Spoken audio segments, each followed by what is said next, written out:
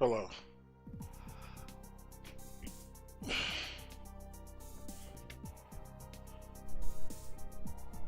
Hello. I think I'm live now. One moment.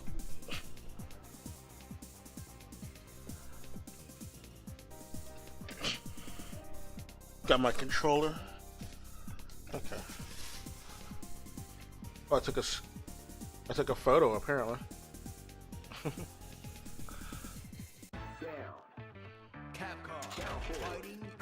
Well, they suggested a game to play. I want to play that anyway. We'll just do offline while I'm here. Vampire Hunter 2, Darkstalkers in Bed. Great game. I tried to stream this before, but the stream cut before I got footage of it. But I'm back. Just doing a random stream in the morning, talking about things that are going on.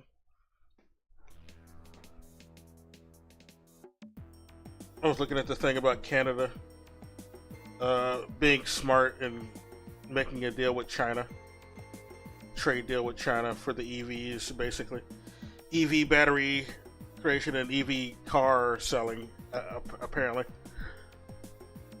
So Canada will be getting affordable Xiaomi's pretty soon, from the looks of it, or BYDs, basically, which is good.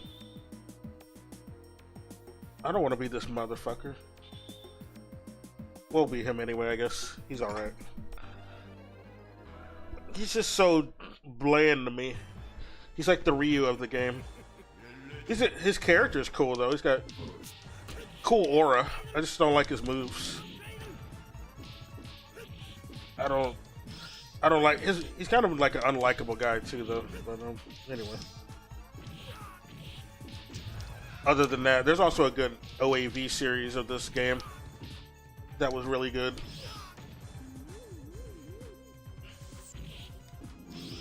I recommend anyone to watch it. It's so old now though. It's from the 90s. This game came out in the 90s, but it was pretty peak. The little OAV it had. I'd say it's up there with Vampire Hunter D.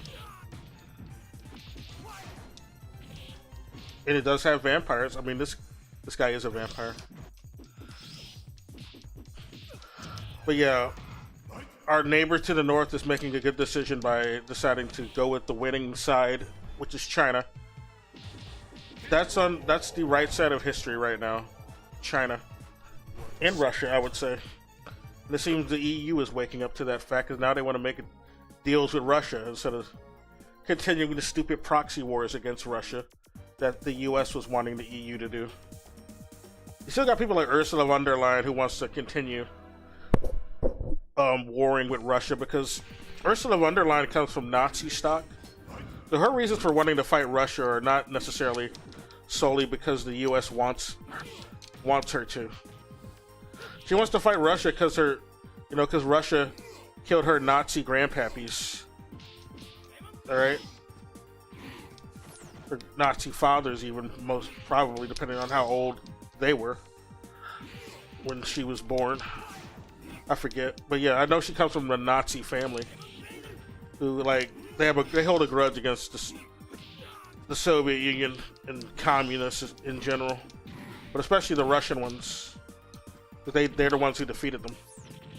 So that's why she wants to fight Russia. It wants the entire of the EU to fight Russia. But the rest of the EU is like waking up. So we're not benefiting from this. They're even trying to take Greenland now. And they're even threatening to invade Denmark directly if they can't have Greenland. And I personally, my feelings on Greenland, like, I don't give a fuck if the US wants to take Greenland at this point, because Greenland is pretty evil.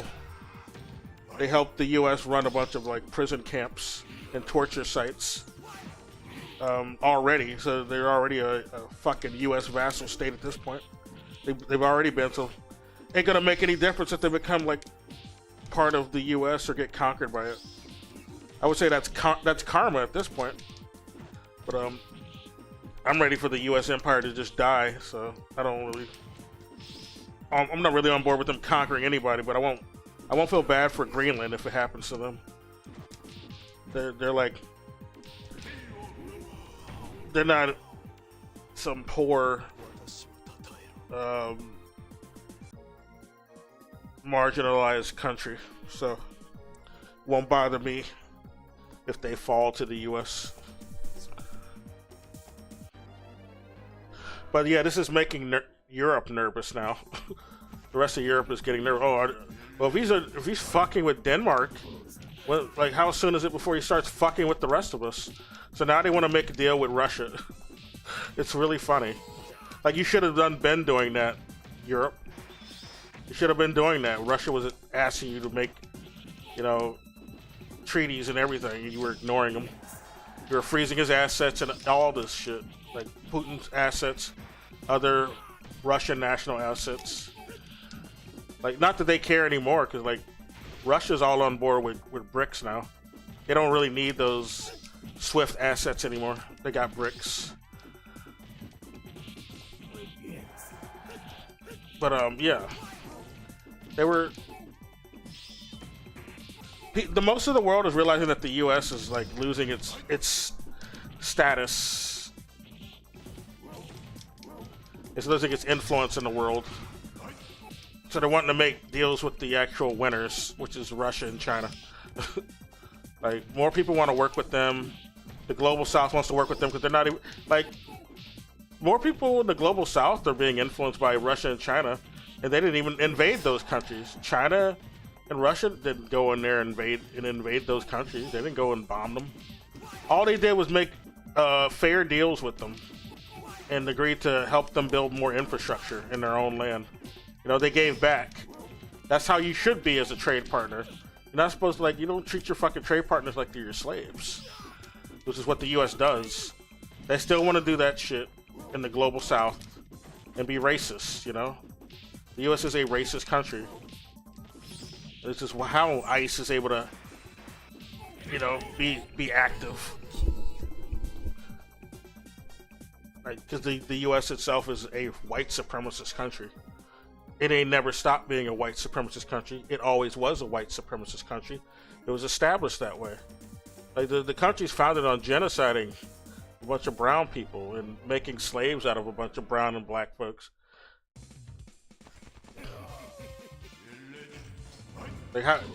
Like when the country's founded on that, you shouldn't be surprised that that ICE is a thing. And both of our administrations have been funding them for decades. Ever since they've been established, it don't matter what administration's in charge, every administration be funding them motherfuckers and increasing deportations every fucking administration. All the racist denationalization policies, they just keep doing them.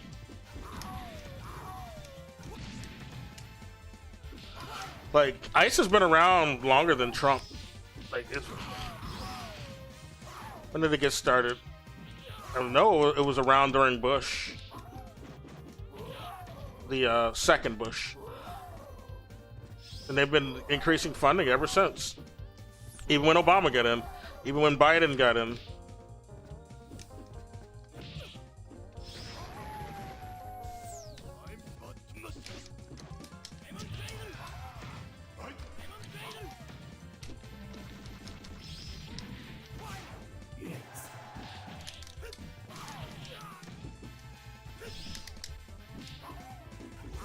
And they're not even like there's been a hearing with Tim Walz, the fucking governor. Isn't he like the governor of Minnesota? And then the mayor of Minneapolis too. They also asked him, well, do you want to get rid of ICE? And they said, no, I don't want to get rid of it. I want to have incremental reforms. So you don't want to actually do anything about ICE. You're not arresting ICE. Like, they're in their fucking state right now. They're in Minneapolis right now. They're not arresting any ICE members who show up. So they're not serious. They're not serious about it being against ICE. They want to let them do whatever the fuck they want. that's what they're telling us. They don't want to be honest about it. Because when you're a Democrat, you got to be, you can't be as obvious about how you support Nazis like the Republicans can. The Republicans, that's their MO. We're more brazen about liking Nazi shit. We don't really hide it. But the Democrats, their job is to be the good cop, where they hide the fact that they say they have the same Nazi allegiances, but they're not supposed to let people know. That, which is how we can just get away with the same policies no matter what the administration is. It's just one of them's more blatant about it, and the other one's just more silent about it. Nothing they do ever leads to any actual improvement, or they don't ever undo any Republican policies. They want to blame Republicans, but they never actually undo any of the Republican policies. It's bullshit.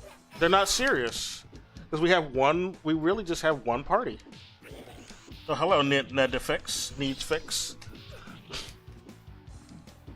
I like your hands. Are you a Sonic character? This motherfucker.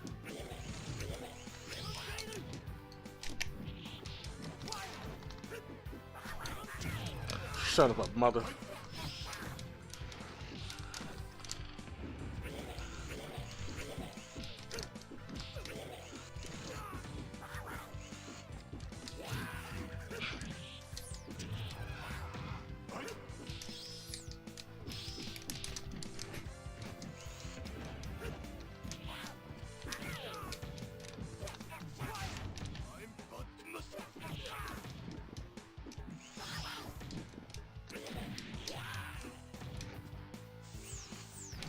Oh my god.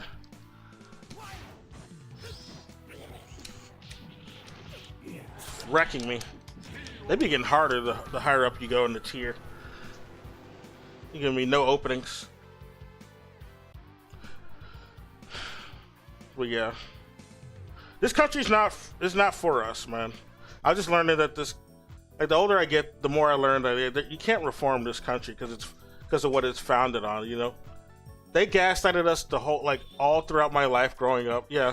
Well, you could just reform all that racist shit. Yeah, the country was founded on, racist shit, eugenics, Nazi, proto-Nazi shit, But you can reform it, guys. Things will get better. All you gotta do is reform. It'll take some years, but it'll happen. I'm like, no. We're having a regression, and that's not like an accident. You can't reform a country founded on the shit that it was founded on. This country was founded on being racist.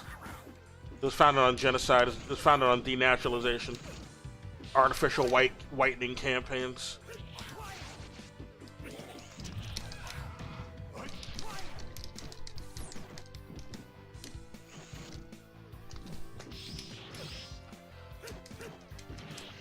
And even our media, the more I look into our media, the more I see the fucking CIA Nazi propaganda.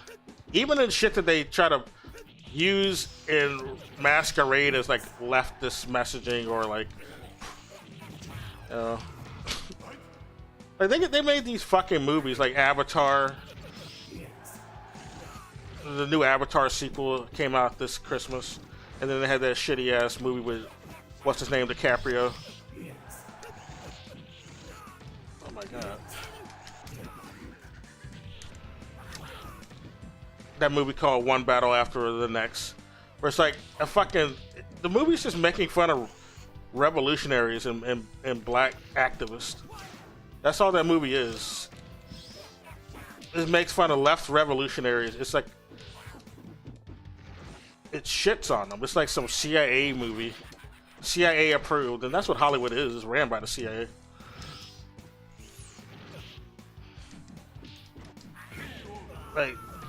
The closest thing to progress I saw from Hollywood last year was what?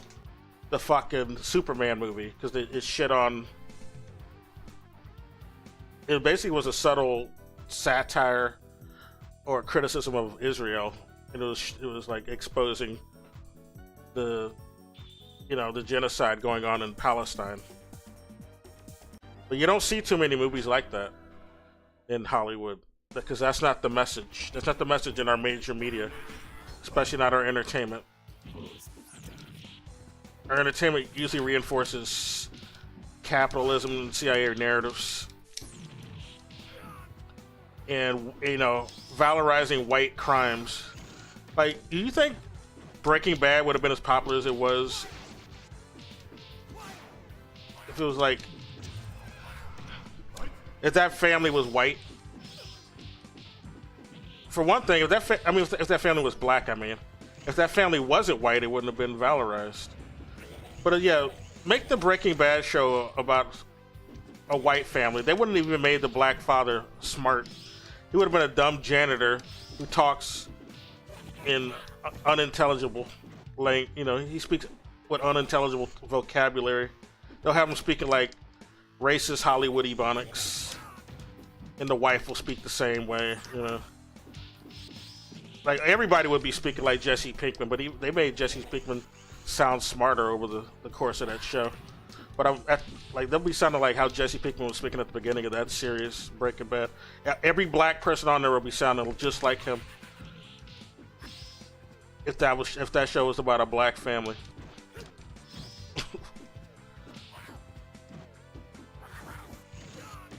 But they try to, when they want to write about drug trade and they want to have it be about black or white families, they try to vindicate it or validate it. That's what that show did for the longest time.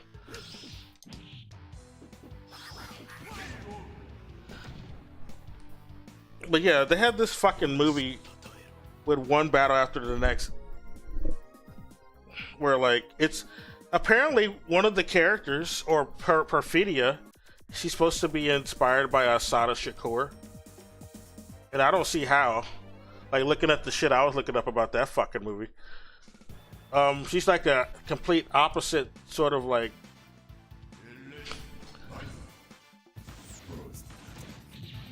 insult of Asada Shakur, if anything. If she's supposed to be Asada Shakur, why is her love interest fucking Leo DiCaprio in the first place? They should have got some other guy, an actual black actor, not Leo.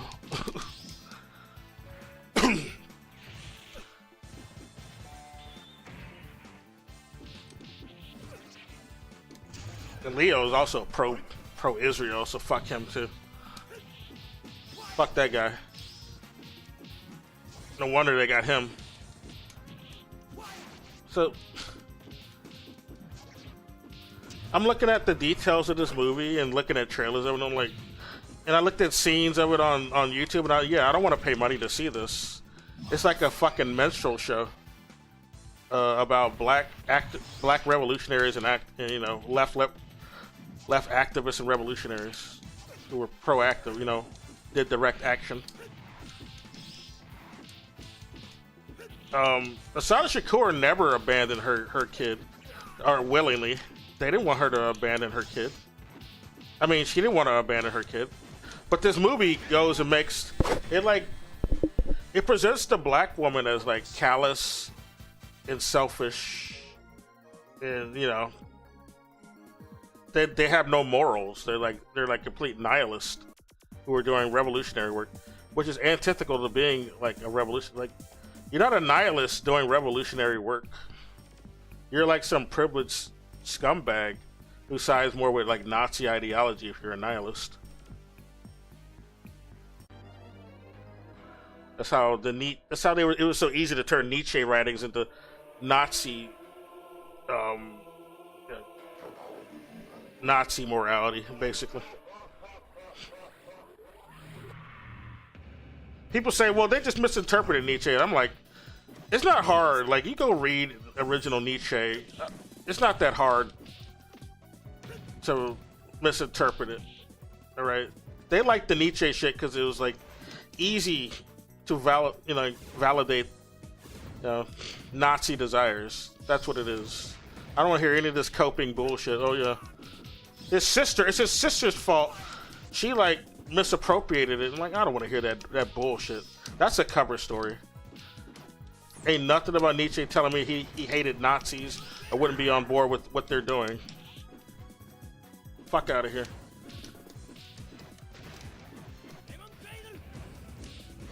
And I don't think like Nietzsche would never wrote about anything that was like worth celebrating in the first place. Like, what about the unedited shit did you like that was so great? They never really say.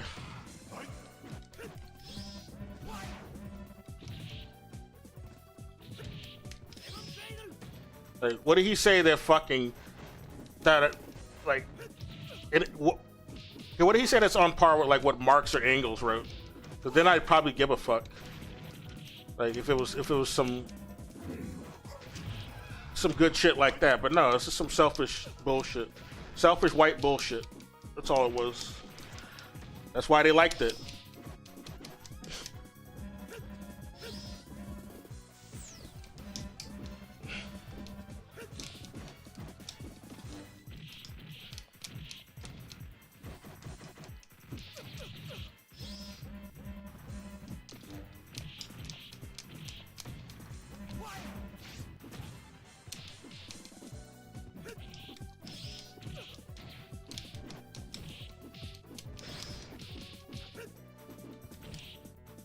And they make the revolutionaries in that fucking movie look stupid. They make the black women look like they try to make them unlikable from the looks of it. They're trying to make you not like the black women.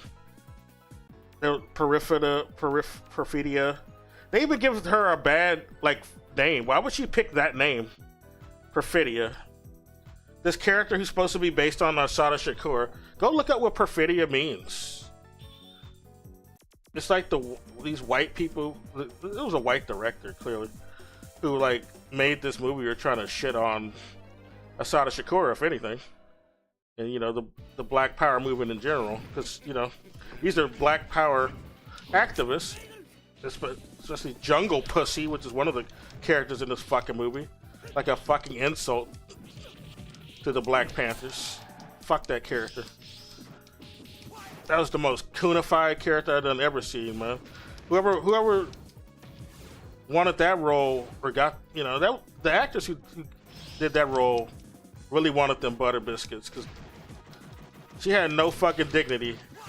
If she like genuinely thought that was a good role to be playing, she don't know her people. She don't know her people. If she took that role and didn't think about it, or she just don't like her own people. No, the Black Panther Party was full of intelligent people, educated people. They had her looking like she's just some fucking shit you see from Boondocks, some caricature from Boondocks, who's like uneducated and speaking in, you know, white stereotype ebonics, like some comic book character written by some racist white authors.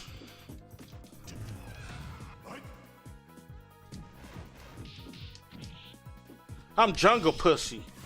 I steal your money. I'm not talking about anything that has to do with, you know, communism at all, or owning the means of production at all. Just you need to see me as a criminal. That's what I want you to see me as. Evil criminal who just thrives off of the white person's money. It's like that's the fear that they wanted to put into the audience's head when they had that character saying that stupid shit. It was some white. It was totally some white shit.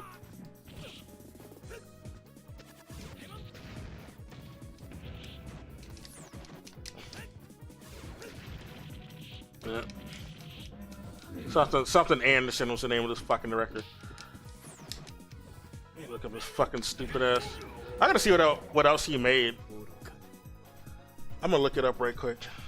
What else did that motherfucker made? It'd probably be very it would probably explain a lot if I looked up anything else he made.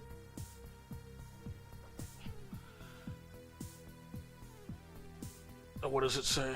It's in Japanese. I can't read it. Yeah, this is like a port. This arcade version never came out in America proper, so they never translated it. But in this collection I got on Steam, they put this version in here because they never made a US version. You think they would have updated though? I don't know, for the re-release.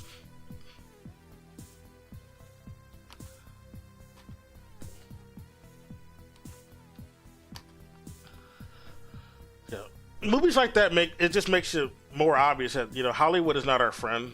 It is not black people's friends, much less class conscious communist people's friends.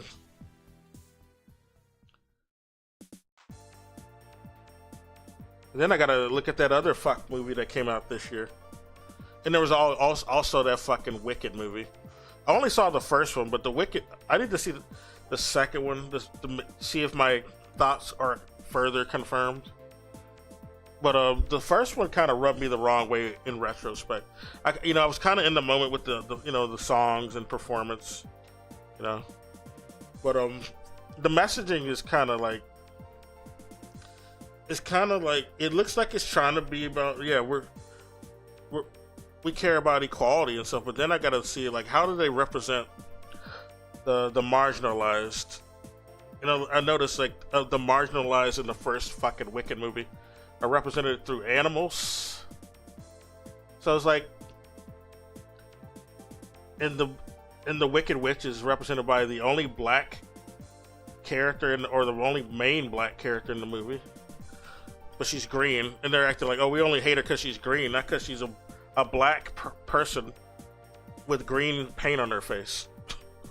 That's the real that's the real racism going on. But on top of that, the animals are given like some parity with the marginalized people of the real world, and it's like they're just not even trying to represent marginalized people as humans when they do that shit. Like, I always hate when they do this allegory where they like represent marginalized people as animals or some fictional race in like fantasy projects. Or like, well, this doesn't actually help us, because all you're doing is removing the humanity from us when you're using the messaging of any, you know, marginalized people and inequality with things that are not actually people at all. You're just basically at the end of the day saying we're not people and we should be treated different. Either way. That's the only messaging that's coming through. That's all the audience is really going to be saying. Like, and the audience ends up having more sympathy for these made-up fictional characters in fantasy, made-up fictional races in fantasy, or the animals themselves more than actual people. They don't have sympathy for the allegory it's supposed to be about, which are usually black and brown folks. Yeah. Asian folks, especially in the Middle East. Paul Thomas Anderson. What else did this motherfucker make? He made that shitty ass One Battle After the Next movie. I don't recognize some of these movies I'm seeing.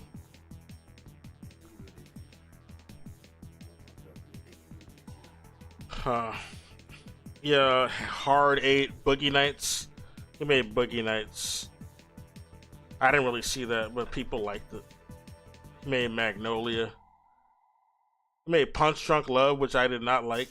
I hated Punch Drunk Love. That was just... People were celebrating that movie, but it was terrible. It was a creepy movie. It was so bad that granted I didn't finish it, but that's because the first half of the movie was so bad. Like, it's already so stupid and creepy. Why am I gonna watch the rest of this? What is the messaging here?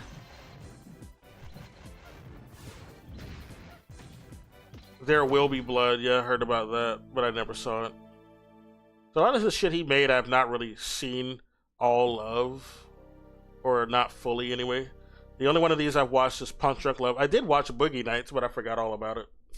So I don't know, like, in retrospect, I don't know what the whole messaging of Boogie Nights was. I saw Magnolia, but I forgot that movie too. Inherent Vice, Phantom Thread, Licorice Pizza, which is weird. And yeah, One Battle After the Next is the current piece of shit movie he made. Fuck that fuck ass minstrel show movie. That movie's an insult. Sean Penn. They got two white guys starring in stories that are supposed to be about black revolutionaries. Like, okay, I'm gonna write a movie about black revolutionaries and make fun of them and not even have the black revolutionaries be the real star. It's two white guys, okay? And the messaging of the whole movie is really not even about, you know, no good messages at all, really. The message is basically an anti-miscegnation message. It was bad that he had an interracial daughter from some black revolutionary woman is the messaging going on in the movie. Because that's the whole motivation behind the movie. To hide the fact that this white man had a mixed daughter, basically, with this black revolutionary woman. See, this is why miscegnation is bad. That's the message of the movie. And it's partially based on Asada Shakur, who had a, you know, she didn't really have a mixed baby to begin with, but they decided to use Perfidia as an allegory for her, which doesn't really work. Because Asada Shakur didn't do any of the shit that Perfidia in this fucking movie does. It's like it's pretty clear that they just wanted to shit on the memory of Asada Shakur, from the looks of it.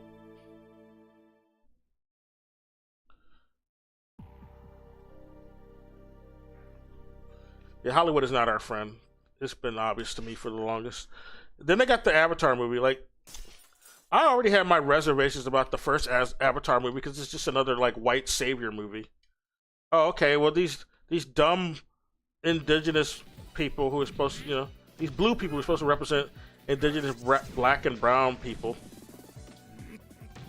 in lands that have been invaded by white colonials. You know, they're too stupid to get their own freedom or to fight back. They need the white man to tell them how to fight back and to teach them and to rule them too. They still need to be ruled by white colonials. So the message of the movie in the first movie is still that, yeah, they still need to be ran by white colonials at the end of the day. They just need to be nicer white colonials. That's really the message of the movie. As long as the white colonials have a smile on their face, you know, then it's good. It's good, guys.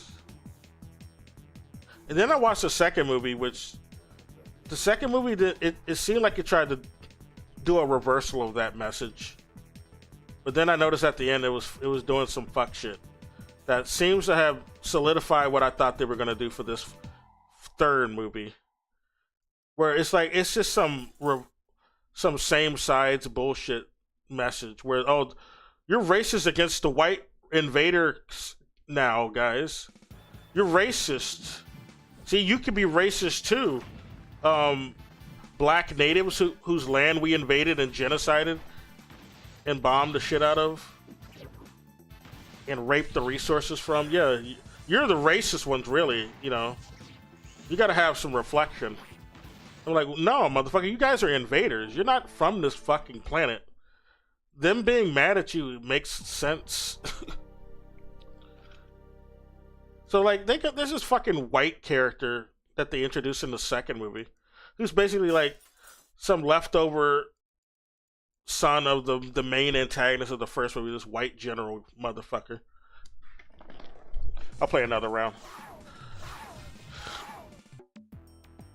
This fucking white general motherfucker. I like him. Who they thought they killed in the first movie, but no, he survives through putting his mind into a blue Navi's body. So now he's walking around in the skin of a blue Navi, which is also already has some pretty fucked up connotations.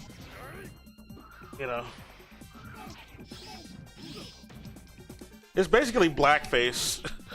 Like the whole Avatar movie, it basically promotes blackface, to be honest, and fooling the black people through blackface. We gotta fool the black people by donning blackface, guys. It's not bad if we do it that way.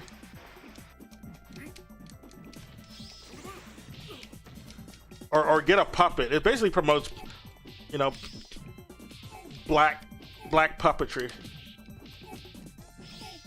That's another thing that was already fucked up about Avatar. But yeah, the mother, you know, the mother figure of this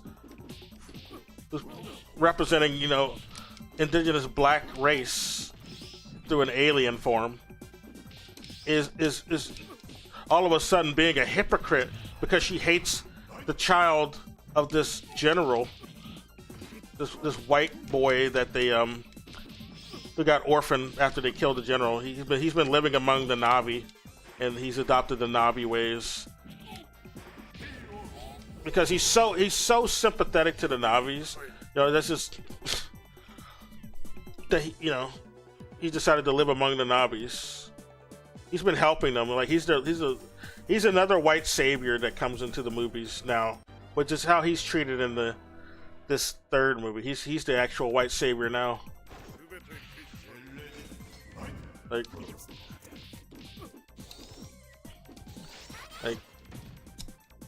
can't get nothing good unless we have a white savior, guys. That's the message.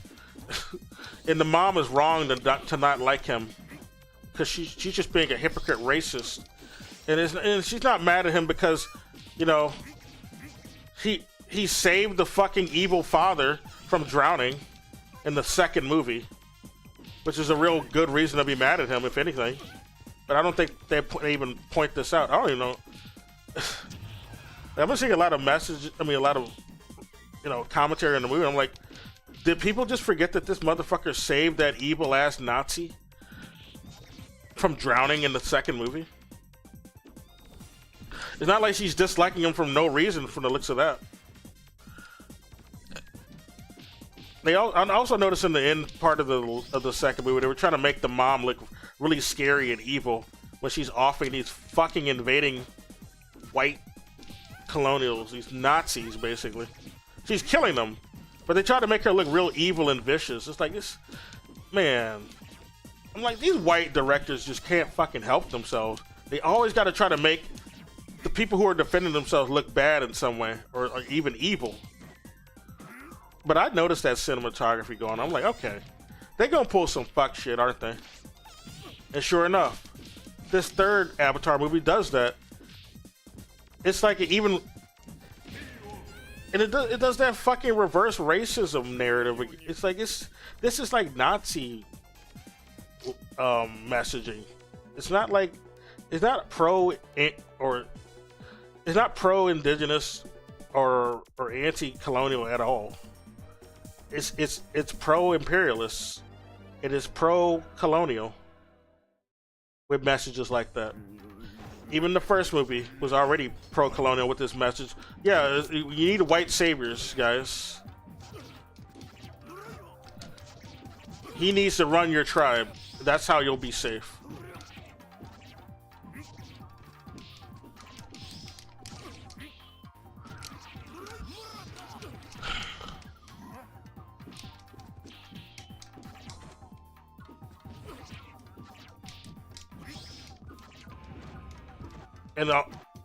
And only the only Na'vi, she even has an argument with the husband because he's really a pink skin, which is the made up slur for humans in this fucking new Avatar movie. He like gets mad at his wife. You don't like me now because I'm a pink skin too? I'm also a pink skin underneath. And I'm like, dude, you sounded stupid right now. Whoever wrote this script is sounding real stupid. It's like a reference for humans in general, even though like clearly not all humans have pink skin. But it's just solidifying a message that the only actual humans are the white ones. So that's why that pink skin slur sounds normal to the people who wrote this movie. They already don't see black people or Asians or Latinos. They already don't see them as like human. So they saw nothing odd about just having a anti-human slur be pink skin. Because that's a slur for anybody who's human in that fucking movie, the third movie. Motherfucker, I don't have pink skin and I'm a human, but Clearly, the writers of the movie didn't mean it that way. They don't think we're human. They think the only valid humans are white people. Clearly.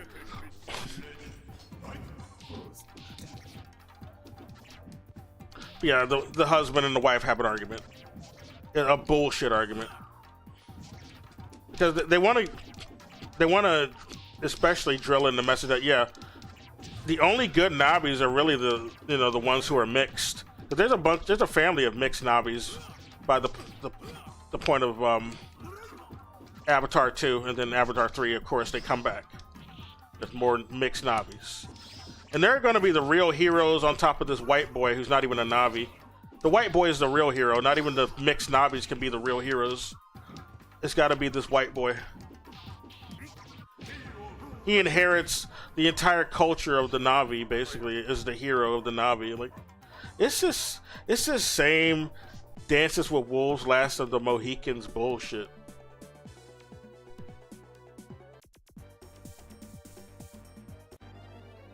Where, like, it's always about the white people being the main character or the fucking savior of other people's stories. Like, it pisses me off. It's a common Hollywood thing to do. Even messages where they think they're, like, doing us any favors. Doing any of us indigenous or black folks or brown folks any favors. It's always about them, and they're always the saviors. They don't want us to get any ideas about, revolution, building up our infrastructure without being impeded by a bunch of fucking Nazis and Klansmen. Like, we already know how to build shit. It's just a bunch of fucking Nazis always stopping us every time we do it. It's a bunch of fucking Klansmen always fucking stopping us. We were already building societies before they ever came over to the fucking continent. They just hate the black people succeeding. The fucking white supremacists.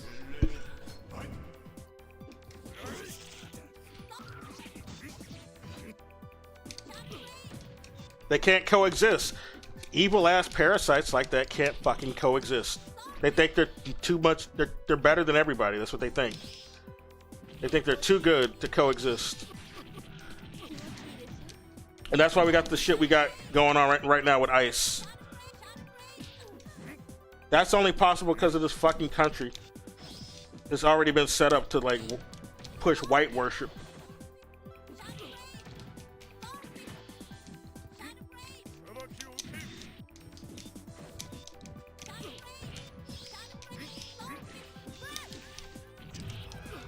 Motherfucker.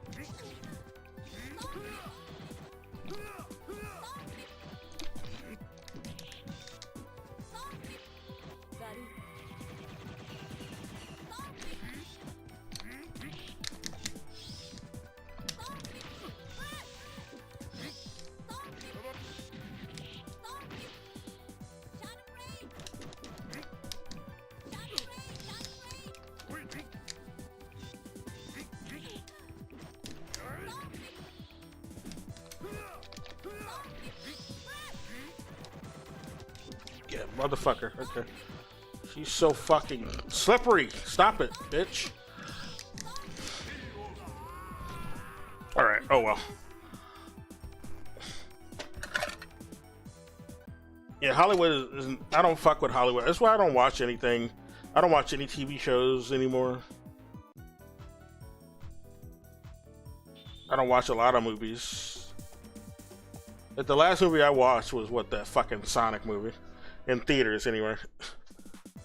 Sonic movie's alright. They don't do all that shit I'm talking about,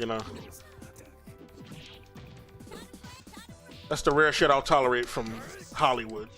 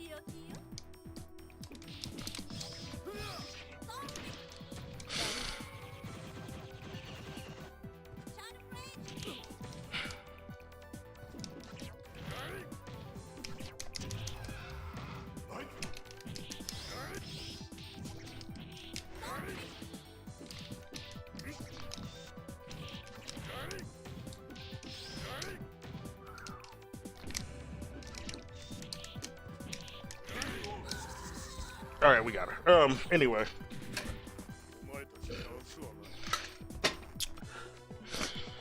No, nobody should be acting surprised with the ICE shit. None of our Democrats are gonna, like, people who just still think it's just Trump. None of the Democrats are like opposing Trump in any way. They're even complimenting him. You saw Bernie compliment Trump. Why do you think the Democrats are gonna do a goddamn thing? Fucking Kamala Harris ran on a pro-ICE campaign, dude. Like, why are people pretending? Like, how short is your memory, your attention span? She ran on a pro-ICE campaign to give them more money and to be harder on the border. What are you smoking? She ain't gonna do shit to get rid of ICE.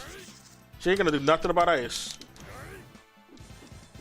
You stop believing that you have two different parties and that they're not both Nazis. If you want to, even if you want to believe that they're separate, they both support Nazis. Clearly, they support Nazi shit. That's why they ain't doing shit about ICE. They see what Bernie said. He said, "Motherfucking Trump is doing a good job." Like, why are you believing him still? Like, why are you following Bernie and his friends like AOC? If he thinks that, clearly they think that. They campaign together. AOC and fucking Zoran. Think he does? They don't believe the same thing he does?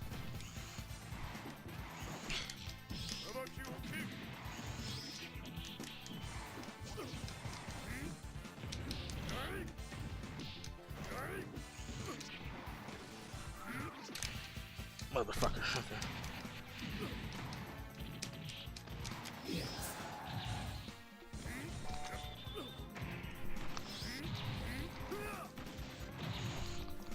Yeah, there's way too much zoning going on.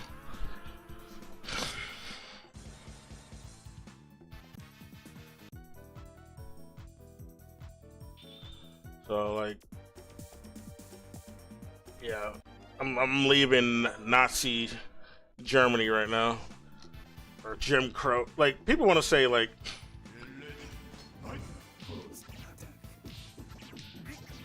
you shouldn't call them Nazis. They're more like the Confederacy. I'm like, well, that implies that the Confederacy was the only racist part of America. But no, the entire country's been racist. Confederacy was just more blatant about it and wanting to have black slaves. But the entire country's been racist. You don't have to look at the Confederacy. They were racist before the Confederacy and after the Confederacy was defeated. No, America itself is just racist. It's full of Nazis, and I call them Nazis because Nazis makes no distinction really about what allegiance of America is. Racist as fuck, white supremacist as fuck. All right, saying the Confederacy implies that it's just the South. That's the problem. Like, fucking Trump's not even from the South. He's a fucking New Yorker. I call them Nazis. I call them white supremacists, eugenicists.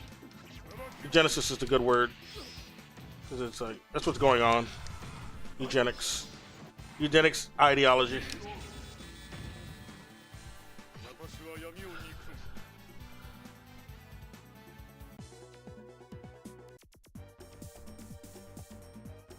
Yeah, I'm leaving this country. They're already talking about going door to door to check people's papers. I'm like, fuck out of here, man. They ain't gonna care if us black or brown folks have our papers.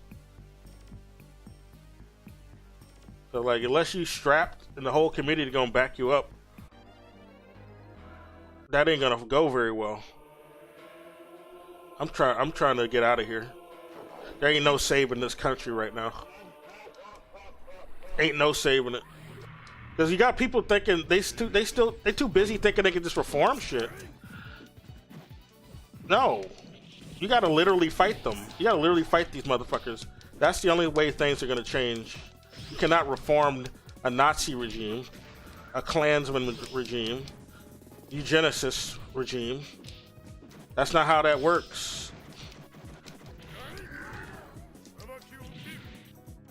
Country founded on that shit and never really ended that shit is not going to be fixed through reformism or protest. No, you're going to have to fight them. Or else you got to escape the fucking... You got to escape the empire. Escape the slave colony.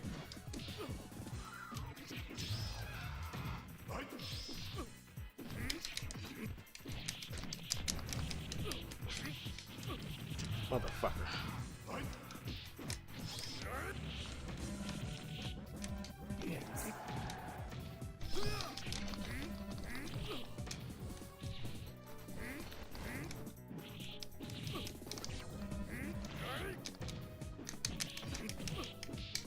Quit doing that.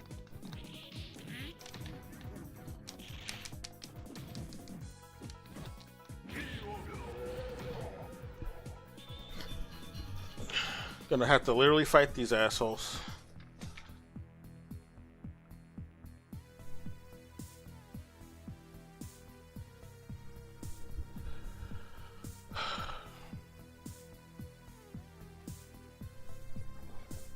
We beat him. I'm gonna play the other one now with my boy Jetta. Just while I talk. I might go another hour. I just wanted to talk about things.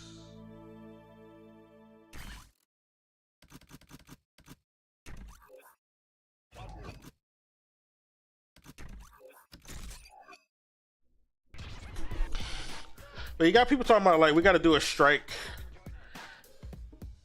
and say we're not gonna work. Okay.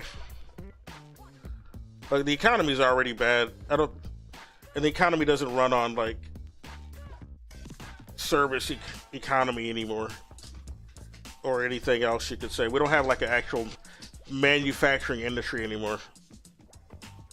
At best, we have like transport. And we have finance capital as our major economy. You know, meme stocks, basically. Not real production. Our production is all represented through, like, meme stocks. Not real productivity. Entertainment, that type of shit. You're gonna have to get all of Hollywood to stop working, which would be good. Yeah, they're talking about they want to do a general strike on Friday. I'm like, Nazis don't give a fuck. They already want to kill most of the population of the U.S. and they want to automate everything. All right. If a Nazi wants you to work, they'll just gonna like, but you're still going around doing nonviolent protests. Okay, you're gonna strike and then you're gonna be doing these nonviolent demonstrations. Well, that just they don't give a fuck. Because that just makes it easier for them to just walk you into a labor camp, all right?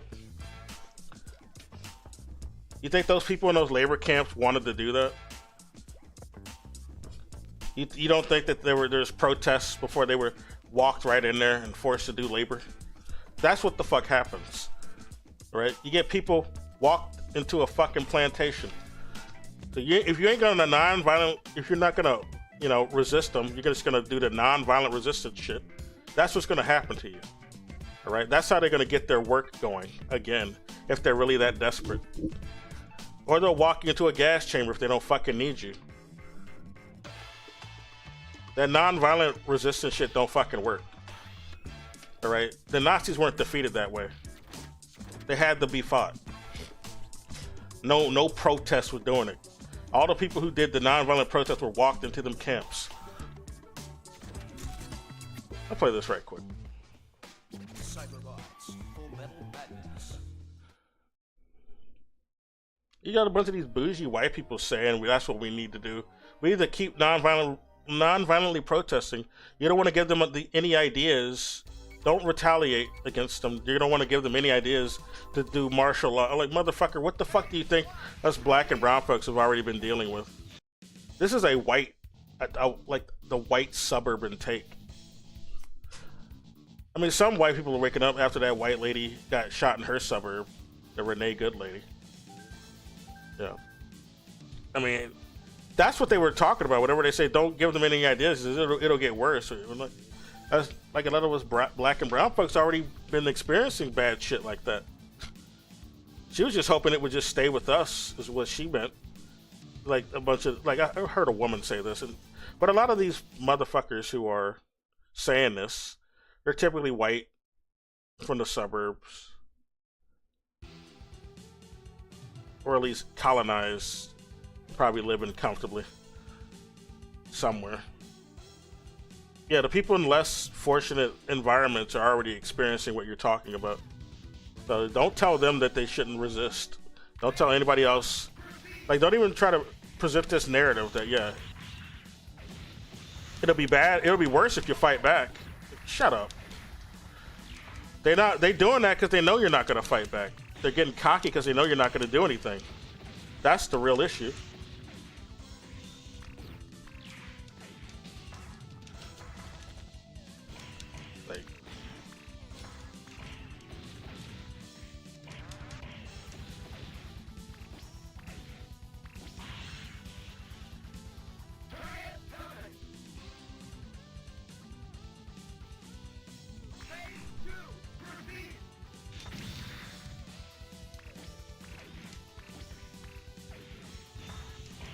Like, waiting on them to have like sympathy for you is stupid. You're thinking like you're trying to, like, you're living in a fantasy where you believe that Nazis have a conscience. Because I guess you know, well, they're white like me. Surely they'll feel sorry for us. Like, I have feelings, right? Not for black and brown folks. That's why I only fear them coming into our neighborhoods and doing that shit. Which is why I tell everybody else they shouldn't, like, defend themselves and ignore all the black and brown folks already getting hurt in spite of being nonviolent.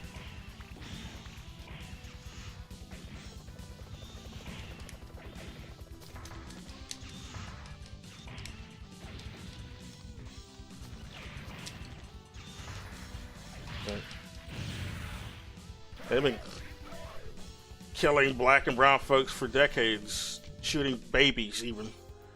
We just heard about that 6-month-old black baby who got killed in that the whole gassing attack this week, wasn't it? By them fucking ICE agents.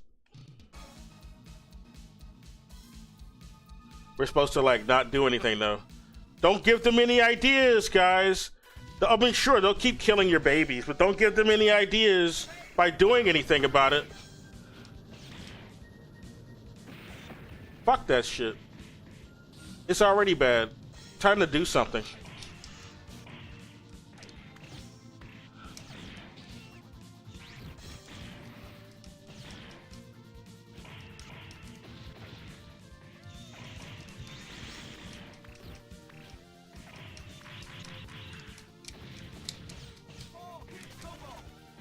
Convenient that they release bullshit movies like what I was talking about. That fucking one battle after the next, which just shits on anyone fighting back against fucking fascist, their fascist system. Yeah, one battle after the next. Just, this is what we think of you revolutionaries. You're idiots. You have no soul. You don't care about your children. So it's okay if we abuse them or arrest them. Like, what the fuck? Black women have no agents. I mean, they don't really care about their sexual agency. They'll fuck anything that moves. That's the message of that fucking movie.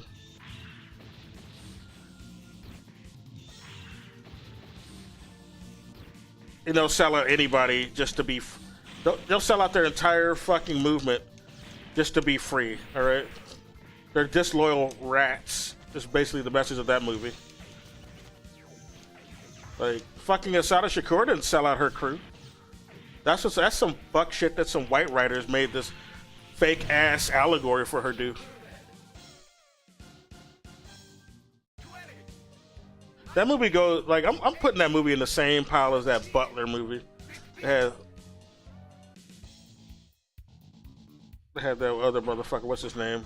He ain't in a lot of shit these days, but he used to be. He's sold out. They only like that's like the only black actors who get famous are the ones who will agree to sell out hard, tap dance for them butter biscuits, shit on their own black folks in any sort of attempt at resistance.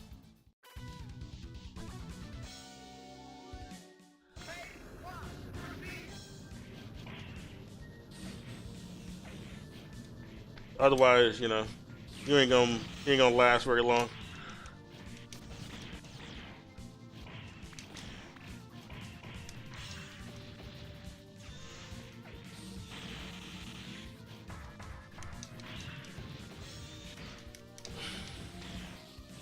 You got people like Nicki Minaj, bitch ass, selling out Nigeria. She doing like white colonial shit. Supposed to be black. But then I remember she's from Trinidad, and there's a faction of Trinidad that has a lot of white worship due to the prior colonialism that used to dominate that area. And I think she comes from that background. She comes from the bougier white worshipping background. That's why she got as big as she did. Cause they noticed that this is one of them ones who will sell out her people and sell out the working class just for some butter biscuits. She will sell out other black nations for some butter biscuits like she did with Nigeria. We need to justify committing genocide through bombings in Nigeria because we got Nicki Minaj saying so, black folks. She's one of you. You need to listen to her validating our white bombings and committing genocide against these black folks in Nigeria off of some false pretense. Yeah, you had that motherfucker Wyclef Jean doing a bit of that fucking tap dance and buffoonery too in the Caribbean, validating all the fucking CIA narratives in the Caribbean. He was trying to run for like president or something in Haiti, I believe, for a little while. But then he got exposed as the fraud that he is. Fuck Wyclef Jean.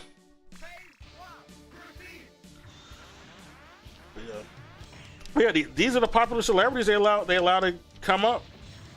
That's why that motherfucker was big. Wyclef Jean was as big as he was because he was on that fuck shit. He was bending over for them butter biscuits, selling out his people for these white supremacists. Because he thought he's a special one. I'm a special black folk. I'm gonna sell out and get this bag for them white folks. Same thing with Nicki Minaj. Same thing with that motherfucker Kanye West, of course. But see what the fuck he on. Turned out he was a Nazi. We didn't know until now. I don't blame the mental illness. I believe he's been a Nazi for a while. And that's why he got as much money as he did for a while. When he went mask off, he kind of fucked up his bag, it seems. Unless he was instructed to do that, so as to keep his bag. That might have been one of the stipulations. You know, I don't want to reveal that I'm a Nazi, but they saying I can't keep my bag unless I do. So I'm going to go ahead and do that.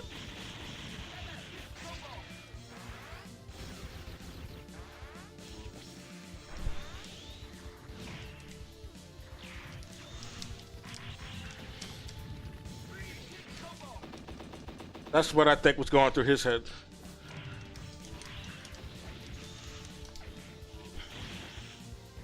It went from saying that George Bush does not care about black folks to like literally hailing Hitler.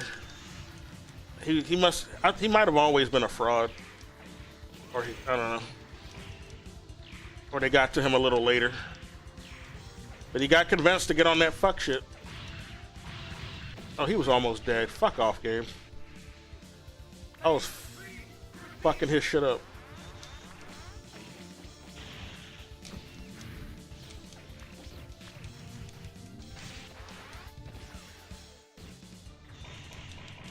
I'm tired of your chip damage.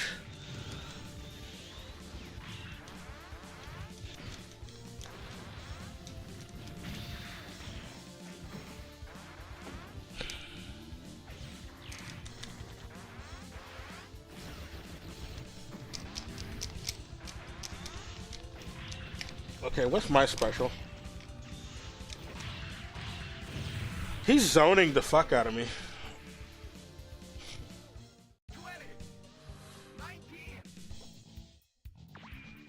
No, not this one. I didn't want to get this one. I wanted to get another one. But oh well. Oh, we do got another one. Never mind. We got another one. Yeah, this can zone more, that's for sure.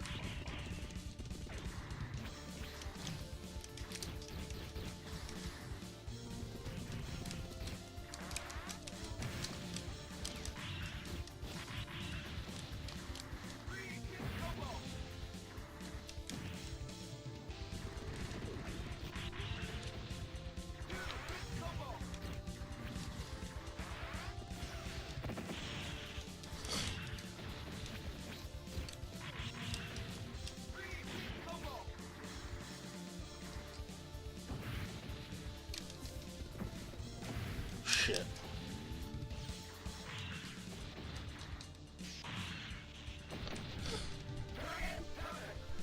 All right.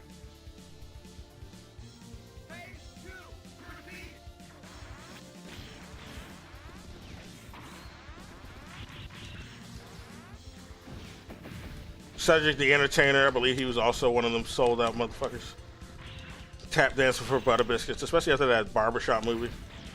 And Ice Cube as well. They bent over for them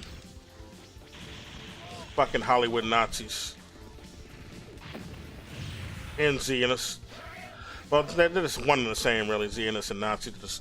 They're the same. Both from the same countries, both from Germany and Poland, both very white supremacists. Both never fought each other. They even collaborated. They never once fought each other. Same fucking thing. They both like doing genocide. They both supported apartheid South Africa back when that was a thing.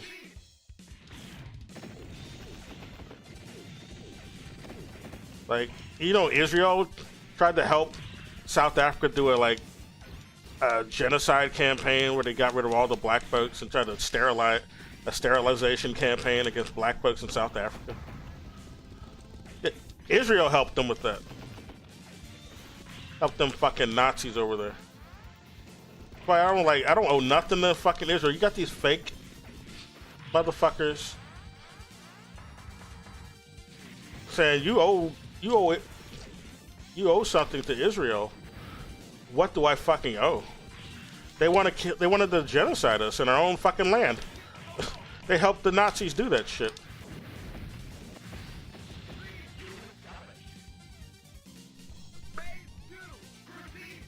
They helping with a genocide in Sudan too. Israel's helping with that. The fuck those black folks owe them?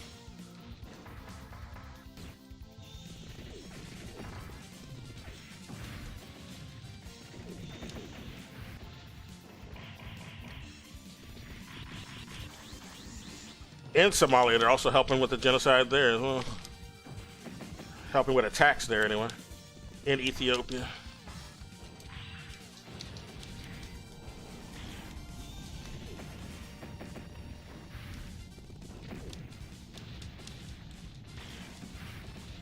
Hell, the only reason... Well, never mind.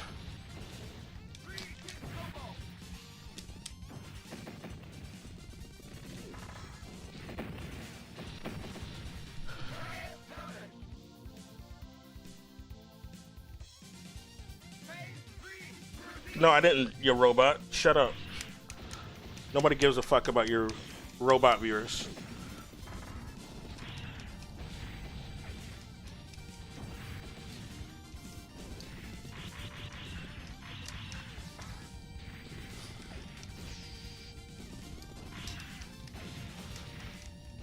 They fucking with people in Congo as well.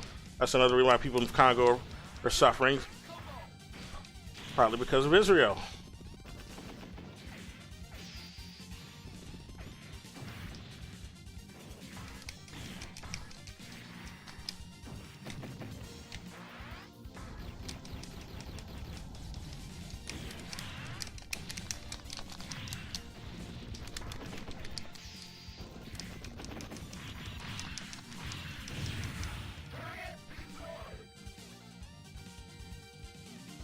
I think they have a little escape pod. I don't want to kill these kids anyway. These are kids piloting this robot. Or some of them are. I don't know. It might have been the other team. Now that I think about it, I forgot. Hey, Hamburger Head. We have the same machine. Shade. We're gonna throw Shade his way. Damn it.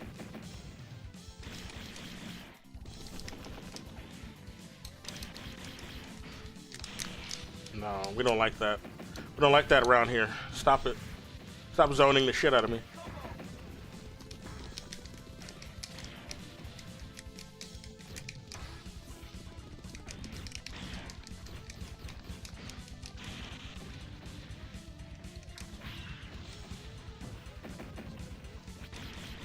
Damn it.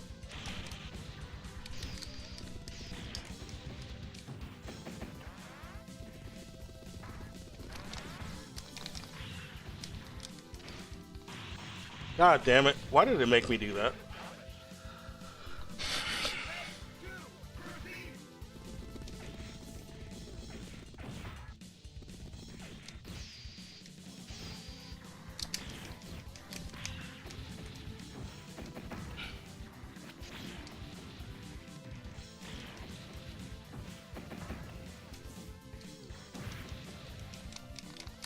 Why can't I shoot rockets anymore? What the fuck's going on, game?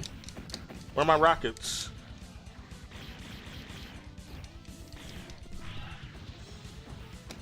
Where the fuck are my rockets?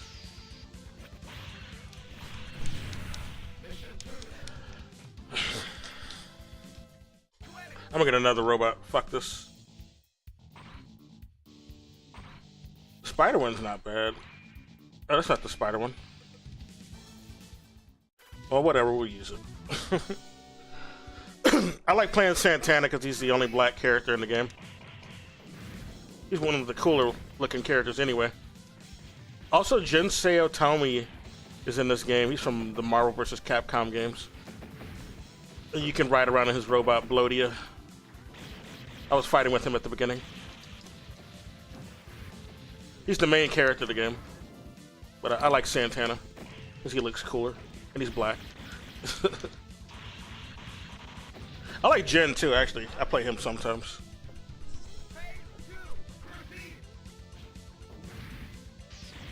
I don't know this character at all, this robot.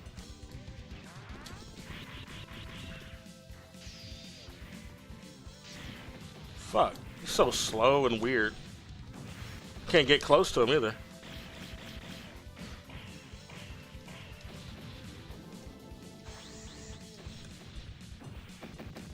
I need a zone. I can't zone him with this. No range.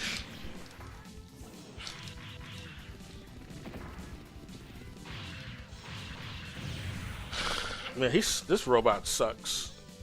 I don't like him.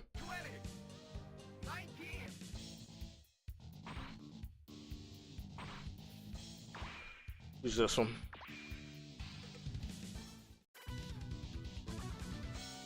Another robot. You robots are just busy today. Shit. And when you start talking about politics, the robots really want to come in.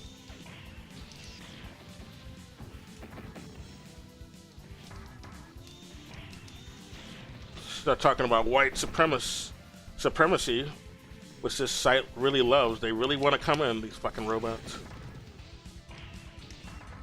I'm sorry I'm not Asmongold. I'm not like preaching about the superiority of the white race robots.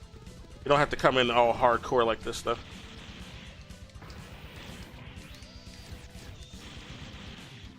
This robot's way better. Zone the fuck out of this guy. Yeah, you got dumbass Asmongold. He was talking about Iran this week. He don't know shit about the situation. Like, he clearly has like some CIA handler. Because he was like, his entire agenda was to try to frame the things going on in Iran as a real revolution. And then he saw the counter revolutions and he was trying to say, oh, that's AI. That's got to be AI, right? Like, motherfucker, like, who got to you? Who got to you? Because your pivot is very noticeable there. Like, you're not doing that unless somebody in intelligence is like suggesting you should do that. Some fucking intelligence organization, maybe Palantir directly got to him, told him to say some fuck shit like that, and to spend anything that makes Iran look good be bad. I'll be right back. The one problem about some of these games is that I can't pause. I can't. Fuck. Okay, I can pause. Never mind. I need to press select. I'll be right back.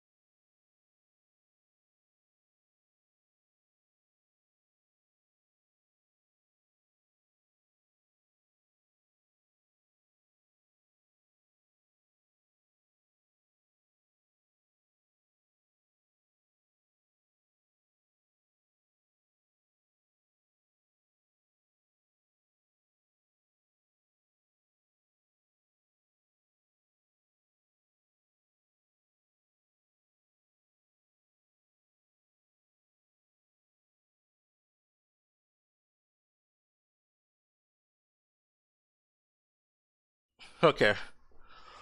But yeah, what our entertainment and our popular media and social media has taught me is that if you are even getting popular, there's probably some suspect reason behind that, and you probably had to compromise hard to get that popularity. Like, Asmongold is like the most represented on this website and YouTube because he says, pro-regime shit. Like, he says shit that Elon Musk likes. A bunch of, these fuck shit billionaires like Elon Musk likes him to say. He'll say it. He will sell out and say the most pro-imperialist shit, the most pro-billionaire shit. No, they're not. The billionaires are rich because they earned it, guys. And the black and brown people are just criminals. Somalians are just criminals. They're wrecking the country because they're criminals, not because they're black. And I'm a racist. We gotta make sure to say that they're criminals and they're here illegally, even though they're not. They've been here for decades. They were complaining about those the Somalians in Minnesota too earlier. Yeah, that's because they're here illegally. That's why they're mad, and they deserve to be abused because they're here illegally. Even though no, they're legal. And they've been here for decades. Their family's been here for decades. Like, we can't just retroactively say anybody who's brown isn't legal anymore, even though they've already gotten their citizenship decades ago. But they can't be considered like legal anymore because they're brown. Only the white ones can get away with that, unless they're not white enough, because they're already going back. They're trying to do some reversals on who's considered white anymore. Because now they got like census list, like what you could put on your census now. Like the white people are distinguished from just white anymore. White, they used to do like white Hispanic, but now they got selections for like, are you white French? Are you white German? Are you white Anglo? Or you white British? Or you white Irish? White Italian? You white Polish? Now they're doing it that way. If you're not considered white enough, you know, they're gonna split hairs that way. That's a way to like get rid of some other undesirables.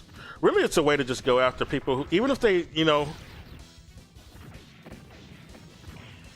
it's a way to go after people who are also like, you know, politically not aligned with white supremacist, white colonial sort of narratives or policies. It's a way to go after those people. Well, there's white people even protesting, or people we, you know, we made honorary white over the decades this country's existed. Even they're saying that we're doing bad shit. So we gotta find a new way to get rid of the white ones too. So we got this shit like, if you're part French, well, you need to be deported to France then. Or you're part Polak, oh, we need to deport you to Polak, okay? Deport you back to Poland, I mean. You're part Frenchy, you're part Polak, you're part Patty. We're gonna deport you back if you don't like our policies. All right, it's a way to just denaturalize people who are not politically aligned. On top of, you know, passing for white.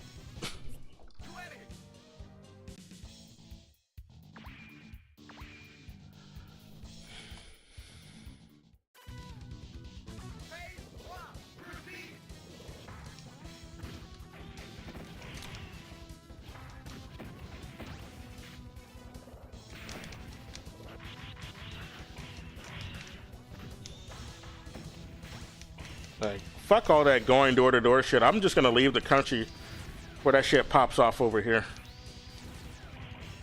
Where I am.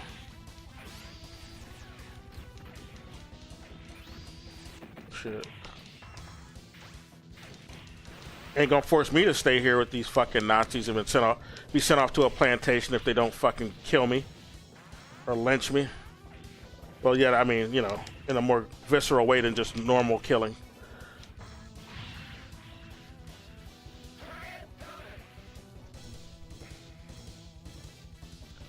I'm just gonna fucking leave. Shit, I might go up to Canada briefly, and then I'm gonna leave permanently. Because I don't want to live in Canada either. It'll just be a step up from here. I want to just get off of this continent at this point. This place, like, I don't want to be anywhere near America. This place sucks. Like, it makes me wonder, like, who literally wants to come to America at this point? Who's begging to come in here? Like, who wants to actually live here at this point? It's expensive as fuck. It's racist as fuck. You're gonna get deported or sent to a plantation.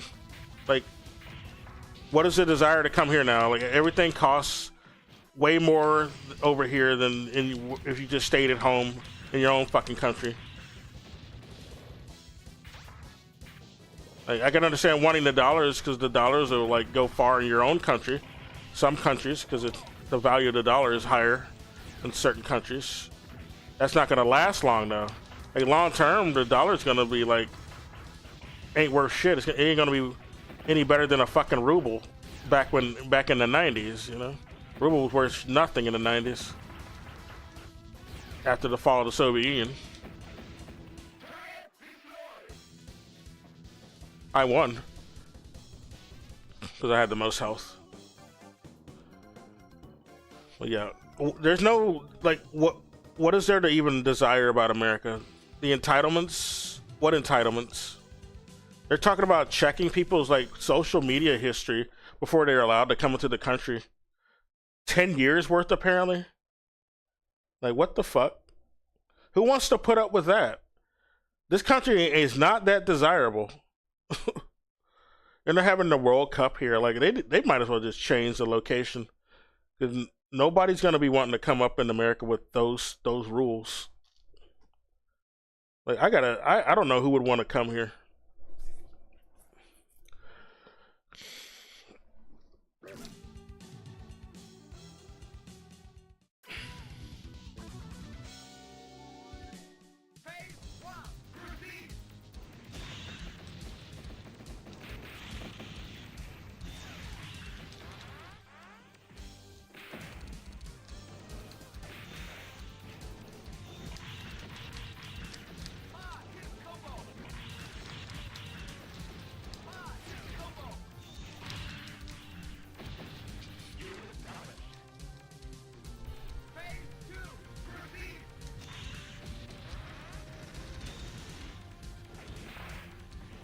Like, homeless everywhere because you can't afford a fucking home.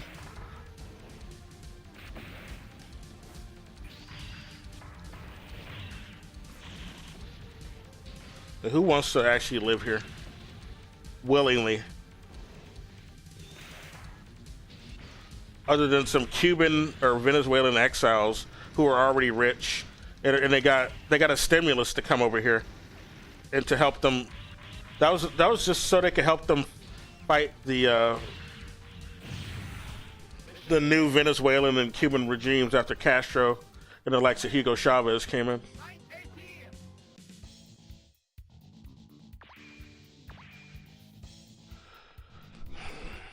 They wanted to use them as like assets to help them destroy those countries.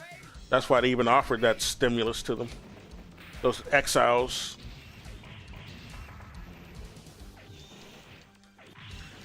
You see all those people in Miami protesting who are celebrating that Venezuela fell. Those people are being paid. That's why they're happy about Venezuela falling. The U.S. paid them to be traitors. They're probably related to the rich families that were running Venezuela and Cuba before they got exiled, kicked out for being traitors to these fucking Nazis.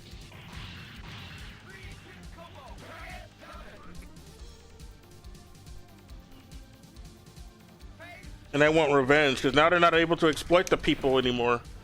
We could exploit the people before Castro and before Chavez. Place is a dictatorship now that we can't exploit their labor and be racist as fuck and burn black people in the street, which is what the opposition forces in Venezuela were doing. Because they're straight up Nazis. They want to be able to genocide black and brown folks, if not use them as slaves.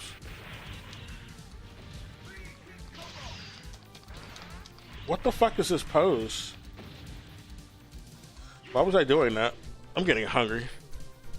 I might end it soon.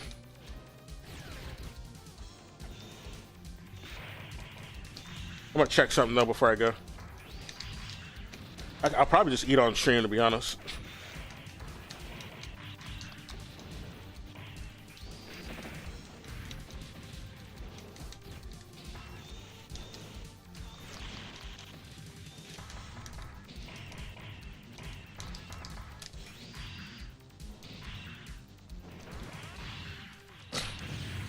What in the hell? One moment. We'll just let it rock.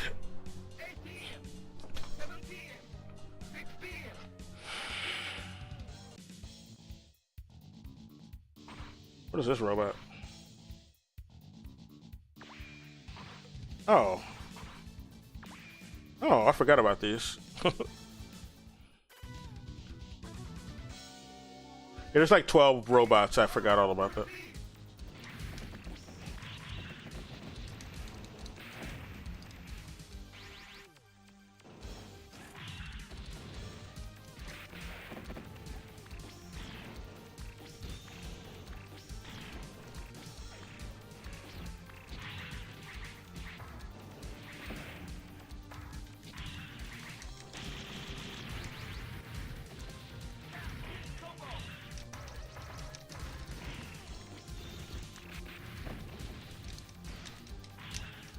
Following me? What a bitch.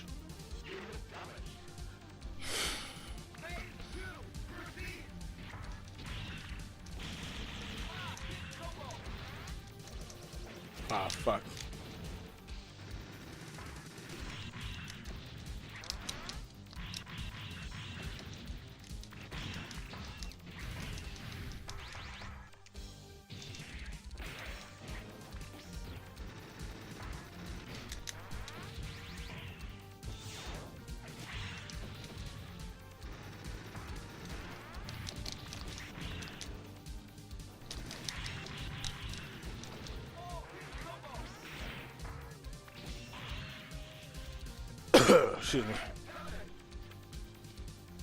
What a loser.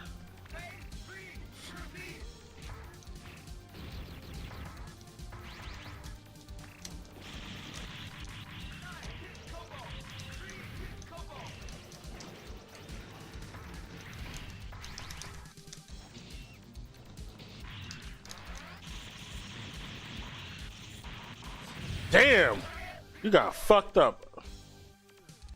Sorry, Gawain.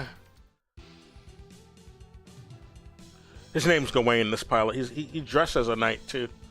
It's quite fitting that his name is Gawain. This is in English, so we can read this. You humans shall perish. Challenge me only if you wish to die, foolish human. What the fuck is this? It's been so long since I played this game. Their name is God. Oh, they're very cocky. We got the same machine, huh? Okay. They're not giving me a shot to hit them.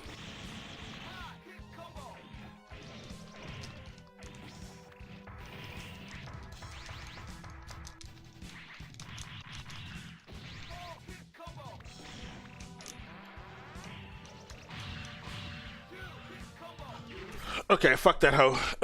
Whatever this thing is. They're like a fucking disgusting human meatball. Like in that one Nightmare Nightmare on Elm Street movie where Freddy was eating that one pizza that had souls in it.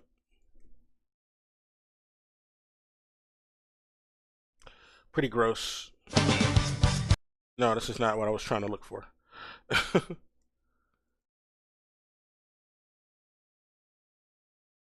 Oh, this is a thing? This was 1 hour ago. Oh, okay. Let's listen to this.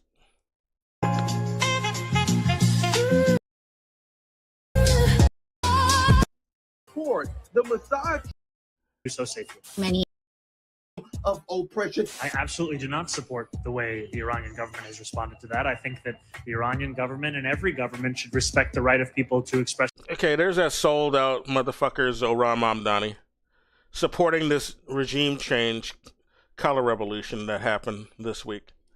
So yeah, he's a fraud. Straight up. That was not a real revolution guy. Is you know the reason that Trump called off the bombing raid that they were going to do? Is because Iran caught the saboteurs who were doing the fake protests. It was only like 800 guys who were the real main instigators, and they're all from Mossad and the CIA. 800 guys from the Mossad and CIA who were responsible for causing all the violence and the protests got arrested by Iran, and they were going to execute them because they had definitive footage of them shooting people, shooting children, shooting women, even pregnant women, and bombing mosques with women and children in it. They were throwing a lot of cocktails at children. There's footage of that. So yeah, they were going to execute these guys, and these were vital assets that the U.S. and Mossad did not want to have executed. So they called off the bombs. They were going to bomb them, but they called it off. They called off that raid. Also, Iran will retaliate really hard if they do that. So a bunch of the Gulf states convinced them to also not do that raid, even after they get the hostages. Because, like, still, there's the issue, like, when they give up the hostages that they caught, who were causing the violence in those fake protests in Iran, is a chance that, you know, the U.S. would still do the strikes after they got them out. But they also scared the Gulf states from even sending the bombs, because Iran warned that they're going to retaliate if they even try that shit. Their political opinions, and for people to be able to do so safely. many of our Iranian brothers and sisters need our help Here's right AOC. now, and one of the biggest ways that we can AOC sold out ass. It's her too. That's why you don't trust either one of them motherfuckers. All these fake guys that they got representing us on the left, they are not our friends. Okay, the capitalists learn real quick that they can co-opt optics and phrases. You know, they'll have scripts for these people to read who don't actually internalize any of that shit that they're reading from a script. All right, Zohran does not internalize anything he's saying in his scripts. that are like, for the working class or for the diaspora or anti-imperialists. He just reads the script. Same with fucking AOC. Their scripts are written by literal AI companies in Palantir. They don't believe any of the shit that they read. They just say it because they've been told and instructed to, as they believe that it will fool people who are on the left, who are more radical thinking. These guys are here to co-opt radical leftist opinion, basically. Do that is by continuing. Or radical in their mind. I don't think you're radical if you oppose this shit. But that's how they refer to them. That's why I use that phrasing. People who want to do revolution are considered radical in this, this regime, the American empire. To attract eyeballs. People who are anti-war are called radicals. This is what Mike Pompeo's bitch ass said. These people are like, if you're anti-war, you're like you're a radical. We gotta censor you or arrest you. And Mike Miller said the same shit. And continuing to not let this issue slip out of the public light. Notice how the professional managerial class left always repeats uncritically empire propaganda about regime change operations they sure in do. Countries that are enemies of the United States and the Zionist regime. These are the same people who supported the head choppers in Syria, the Nazis in Ukraine, and now they want us to support the Mossad traitors who burned down mosques and executed Iranian officials. Can you imagine what the United States government would do to us if we did a fraction they of what burn the Iranian ambulances. protesters Why have would done? you? Okay, siding with if you're a real fucking revolutionary protester, why would you burn ambulances? They're there to get the injured. Why would you attack mosques? They attacked 53 mosques. They tried to burn them all down. Like you're just a fascist.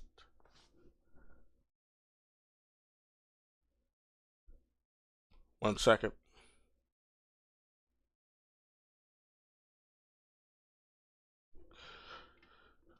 hostile foreign powers to destabilize the state. AOC, Zohran Mamdani, and the entire professional managerial class left was just condemning anti-genocide, pro-Palestinian protesters for protesting genocidal, pro-apartheid synagogues and claimed it was anti-Semitic for doing so. So they condemn ordinary American activists for protesting genocidal synagogues who sell off Palestinian land, but support the Mossad-aligned terrorists in Iran who burn down mosques. You guys see how they're not even trying to be intellectually consistent here? No. Do you really believe that Dr. Cornel West, AOC, Bernie Sanders, and Zohran Mamdani is unaware of the violence surrounding these protests and how they are linked to the Mossad by their own admittance? They're aware. No, they know don't care exactly what they're doing. They don't care. They're youthful idiots for the Zionist regime. They are CIA assets. One moment, I'll be right back. Gotta go get my, I'm gonna get something to eat right quick.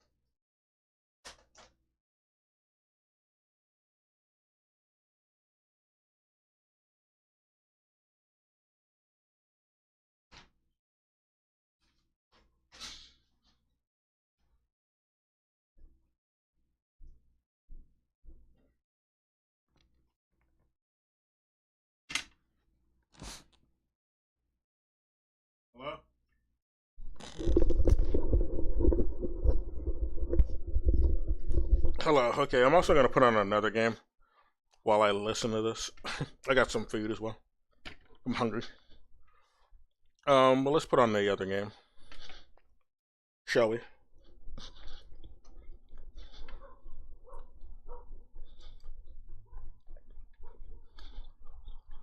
Mm-mm.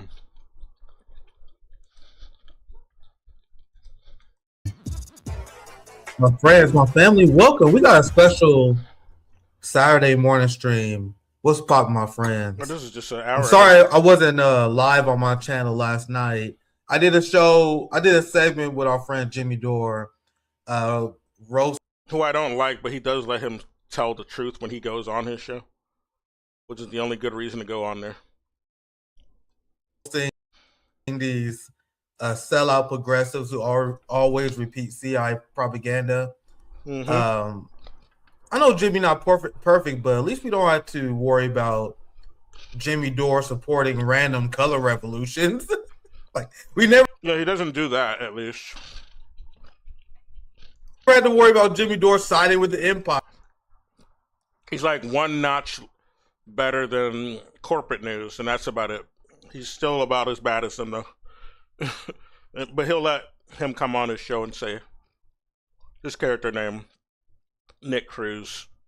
He'll go on there and tell us some truth. But we have to worry about that with the United States left. So I missed my stream last night. But you guys know I'm always in the lab cooking. Like this hotspot I post on Instagram, on Next. It's doing numbers, man. I've been on their Next, and I have a great guest to help break this down with me because even though I didn't go live last night, like I said, you guys know I got you. I'm always in the lab cooking. We have this new series I'm going to do because we need Jody Bra on the show more, and she's our comrade from the UK. So we're doing a Saturday morning show to get her perspective on this. We have fantastic educator and activist, Jody Bra. Thank you for joining us once again on RBN. I appreciate you taking time. No probs. I don't know if you've seen or paid attention to the reaction of the Western left. I don't know what to call them really. Like, I call them the NATO left. They're not leftists. We can call them social democrats. They pretend to be. They are consistently bad, and they consistently repeat empire talking points. Yeah. And the situation in Iran is serious. I want to get your perspective as a Marxist. How should we be analyzing the situation in Iran? And do you have any critique or what's your thoughts on the position that even people like Jeremy Corbyn was repeating the talking points about, oh, we got to stand with the Mossad terrorists in Iran. So I would love to hear your perspective. Thank you for joining us once again, Jody. No problem. Well, you're absolutely right. I would define all of these compatible left types as social democrats. Yeah. And a social democrat is someone in an imperialist country who talks socialism but sides with imperialism. Yeah, so they'll use that's exactly what it is. Phrases to gain popularity amongst the working class. They'll pretend to be interested in representing the interests of working people, but fundamentally never do anything for them. They serve imperialism, and that's why at every crucial juncture they will amplify imperialist propaganda instead of exposing imperialist propaganda. And this is the litmus test. How do you tell if someone who claims to be on the side of the workers really is or are in fact a servant of the ruling class? Things like Iran is a perfect example because it's such an existential problem for Anglo-American imperialism that Iran exists, that any resistance in the Middle East exists, which threatens its ability to keep Israel going, which Israel is its main proxy in the Middle East, and therefore to keep its control over the resources and the labor power of the Middle East. And this is like the most important kind of issue underneath destroying Russia and China for the imperialists, for the maintenance of their system. They need to have control of Middle Eastern oil, and that means they need to have control of Middle Eastern territory. And that means stopping all the resistance. And of course, Iran is a massive impediment to that. Iran under the Shah was basically a protectorate of BP and then later British and American oil companies.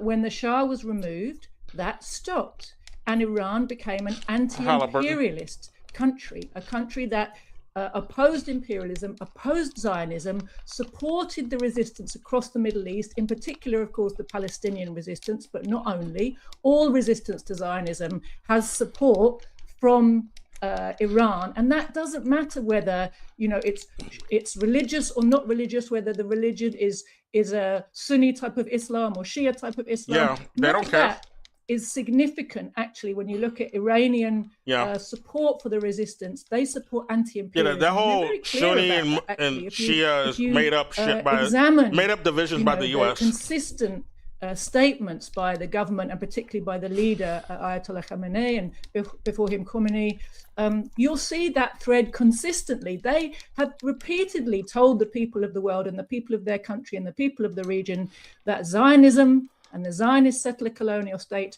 are an imperialist project to hold down the Middle Eastern people and stop them being able to use their own resources their own way, right? So this is what Iran represents to the imperialists.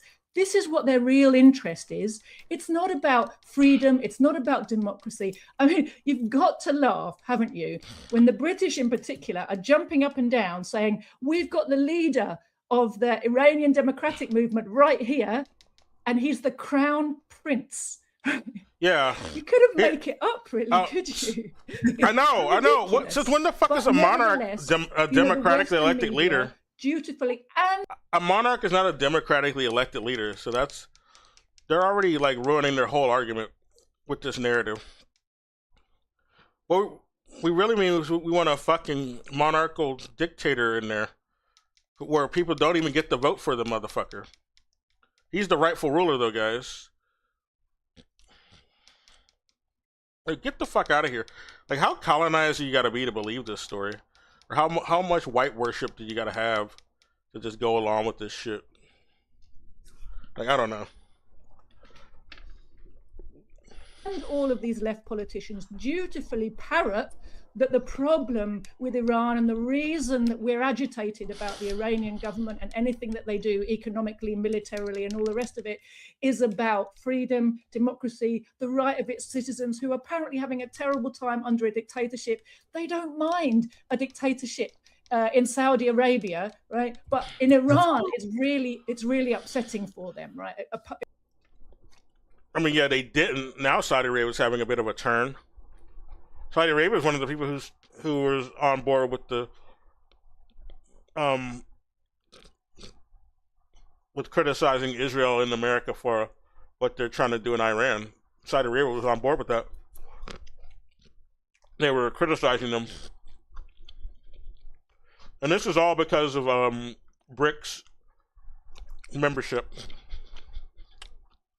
Ever since Saudi Arabia became a part of BRICS, they've been having a big turnaround. Because their BRICS member party members, such as China and Russia, have been convincing them that they need to stop supporting Israel in America. And it's worked. It upsets all of their moral values. We're supposed to think. Somalia was able to kick out a bunch of UAE people thanks to Saudi Arabia, and they got convinced by they got convinced by BRICS members to do that. China was one of the people who convinced Saudi Arabia to do that shit. And because there's no deviation from this narrative in the Western media, and all of the complicit, compliant, compatible left, self-identifying left, I like to call them, go along with this same narrative. The RHF forces that the UAE was supporting is what I'm talking about. They're the ones doing the genocide over in Sudan and parts of the African Horn. No, it's not surprising. A lot of people who only exposed to mainstream media and mainstream rewind what she said. She said something good. The completion from supposed to think and upset it. and all the rest of it dictated about the Iranian government, and anything that they do economically, militarily, and all the rest of it is about freedom, democracy, the right of its citizens who are apparently having a terrible time under a dictatorship. They don't mind a dictatorship in Saudi Arabia, right? But in Iran, it's really upsetting for them, right? Another thing I need to point out, though, is like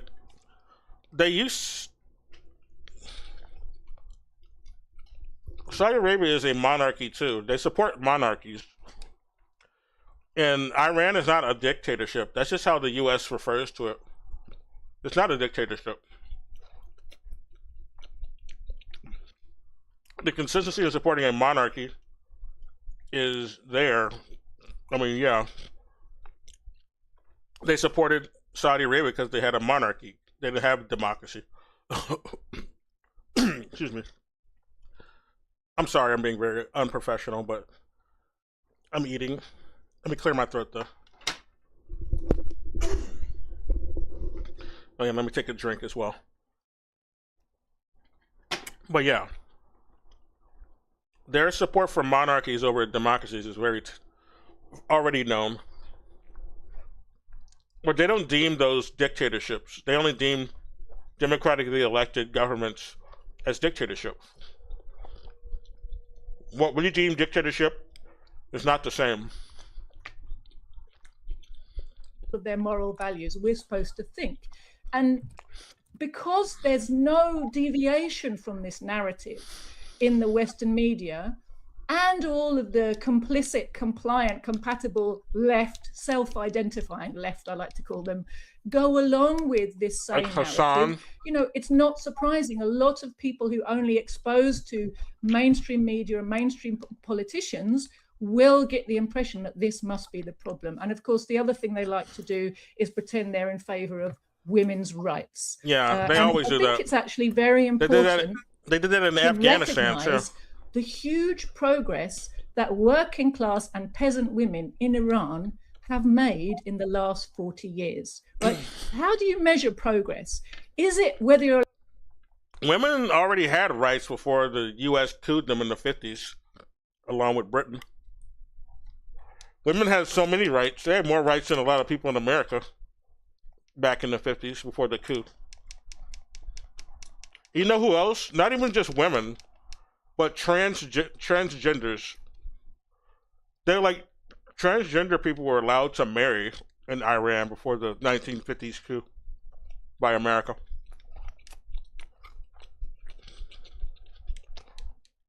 A lot of people don't know this shit because they got fake history about Iran.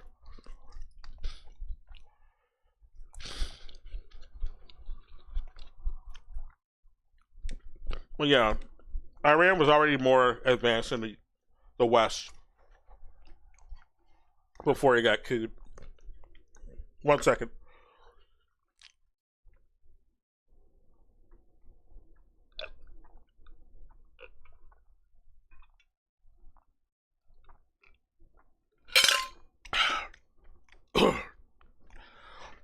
They were already pretty advanced on social issues.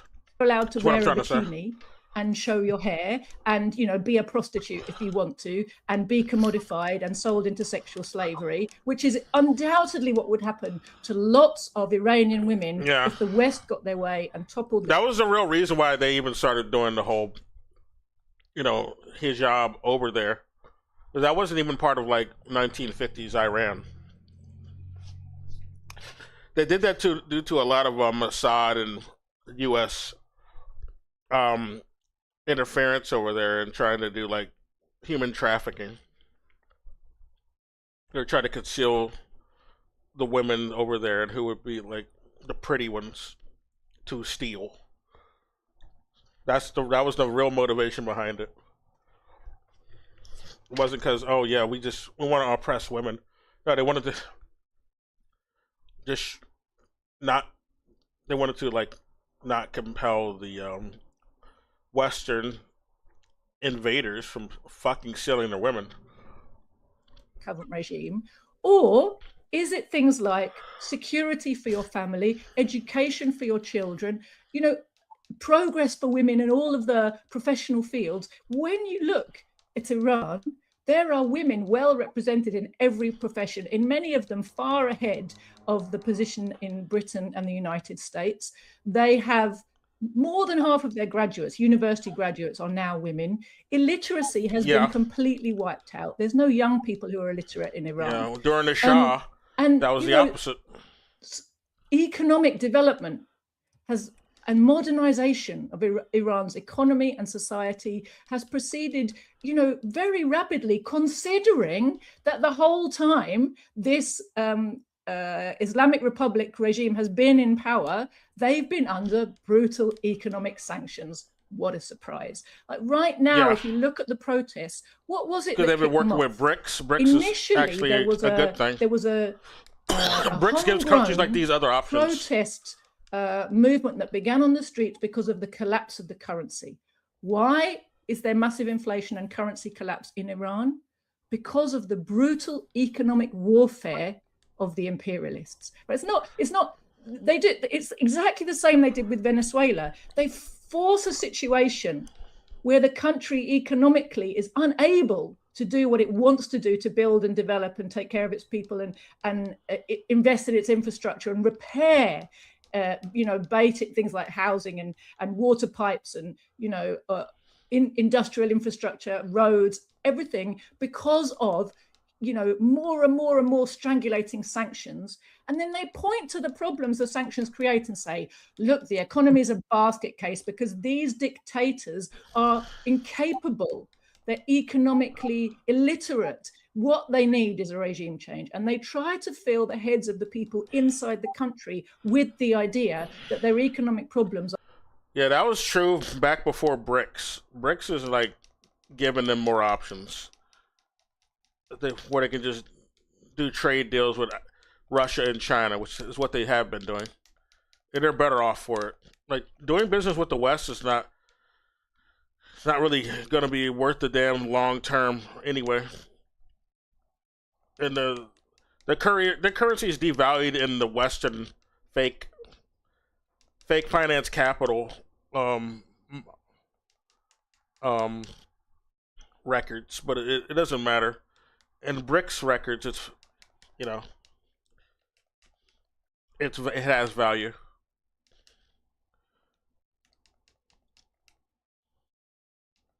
And the West they're declining. Their economy, the whole setup is declining.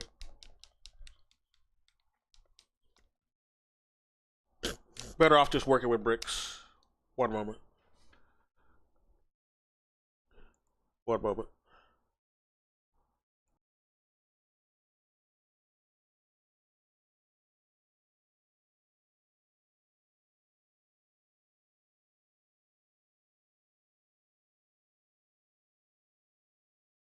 Okay, yeah. It's just their economic credit system, like the Western credit system is the only place where like Iranian currency doesn't matter, but like we shouldn't be validating the Western credit system in the first place. BRICS is dominating. It's bigger than the G7. So they've been better off ever since they just adopted that. Like they were suffering for a little bit before BRICS came around in the 2000s. And so now they've been better off. Otherwise, they just traded gold before BRICS came around.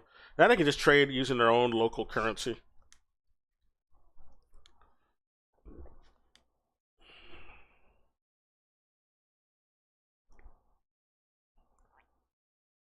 Okay, I'm gonna play more of this.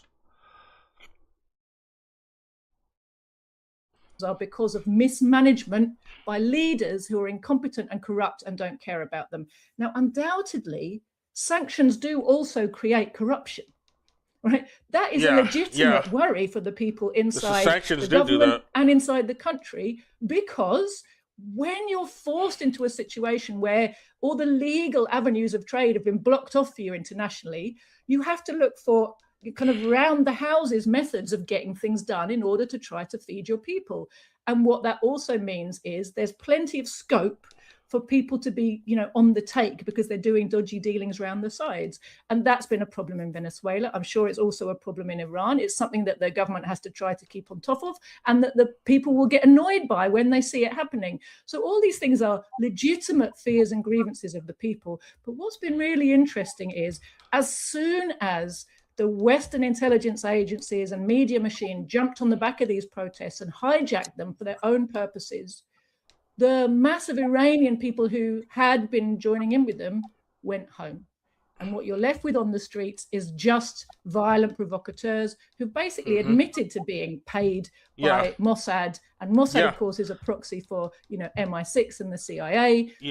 So the West, the Anglo-American imperialists, are entirely to blame for the violence that's on the streets of Tehran. And what we've seen in response to that recognition that that's what's happening is a huge mobilization by the mass of the people in support of the government. So it's exactly opposite of what the media wants to tell us. And any person who claims to be interested in the truth, interested in the rights of the Iranians, interested in the interests of working people in the West, has a duty to make sure they know what they're talking about before they speak. And if they're parroting what's in the Western media without looking to see whether that's really true, looking for alternative variations and trying to find out for themselves, then they're either willfully blind or actually, paid agents, careerists who know that they make their living and are allowed to have their good careers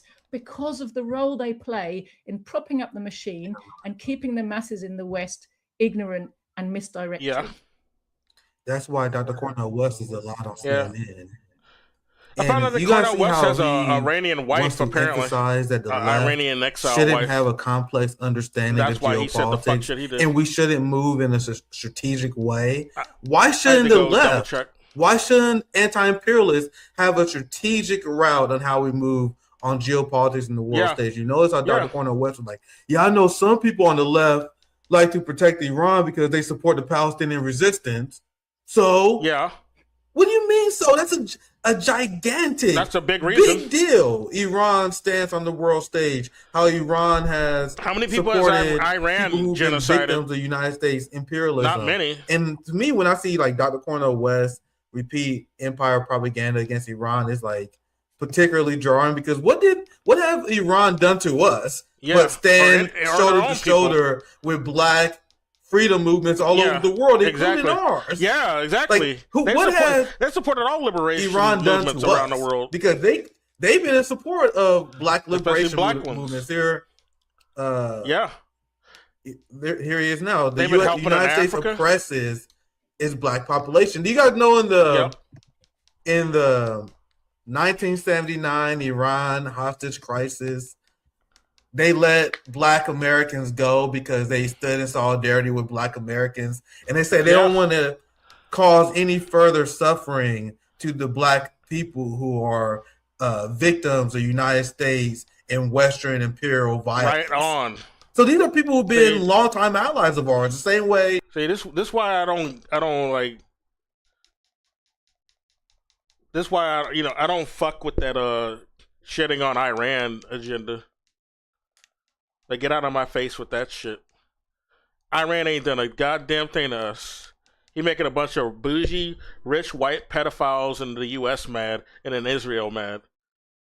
They're also pedophiles and white. They're not from that fucking land. Rich white fucking pedophiles, white settler colonial genocidal fucking sociopaths. He makes them mad. I mean, Iran makes them mad. I don't give a fuck. They ain't done shit to us. They stand in solidarity with, those who are being, abused and genocided even. Which is, everybody should be on board with. Why the fuck does it have to be just places like Iran? A whole country, and it's Iran, but not our own country. Our country is supposed to be all about freedom. But apparently not. All the white countries are in support of that fuck shit going on in Palestine. All the leaders there, You could say something different for the actual civilians, of course. But the leaders, no. The leaders are all on board with that shit. Not the case with Iran. The leaders in Iran, they're also opposed to that shit. Same with Venezuelan leaders. Same with Cuban leaders. Same with South African leaders. Same with the Chinese leaders. Same with Russia's leaders. They all oppose that genocide in Palestine. They all oppose the settler colonialism in Palestine. Oh yeah, North Korea. I definitely need to mention them too. They've also been good to Black solidarity. That's why I don't like tolerate anybody shitting on Kim or North Korea. They've been nothing but kind to us. And also Vietnam too. I want to go to Vietnam because they like really respect the Black liberation over there. They treated the Black Panthers very well over there. Cause they know how it is. They know how it was being colonized by the fucking French and then invaded by the goddamn white colonials from America. And then they got invaded again for the last time by that stupid motherfucker Deng Xiaoping because he was trying to please the West. The only reason they even fucking invaded Vietnam, back in 1980, Deng Xiaoping did that bullshit. The only reason they did that was because the West, apparently China was trying to please the West. Deng Xiaoping was trying to please the West. So that's why he had China invade Vietnam for no fucking reason other than that. There was no good reason to do it. But, I got to impress these white folks in America, so I'm going to do it. That's why I don't like motherfuckers like that. I don't like Deng Xiaoping. I don't have a fond memory of him. I mean, I wasn't alive when he was doing a lot of shit, but I'm just saying, in retrospect, I don't respect him. Like, it seems to be revisionism about him. I can understand why Mao didn't like him either. Mao tried to purge that motherfucker, but he kept coming back. He's a fucking roach.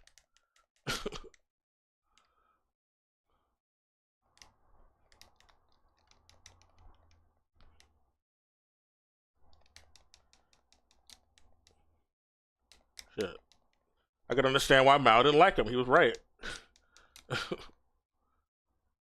Anyway, play more of this.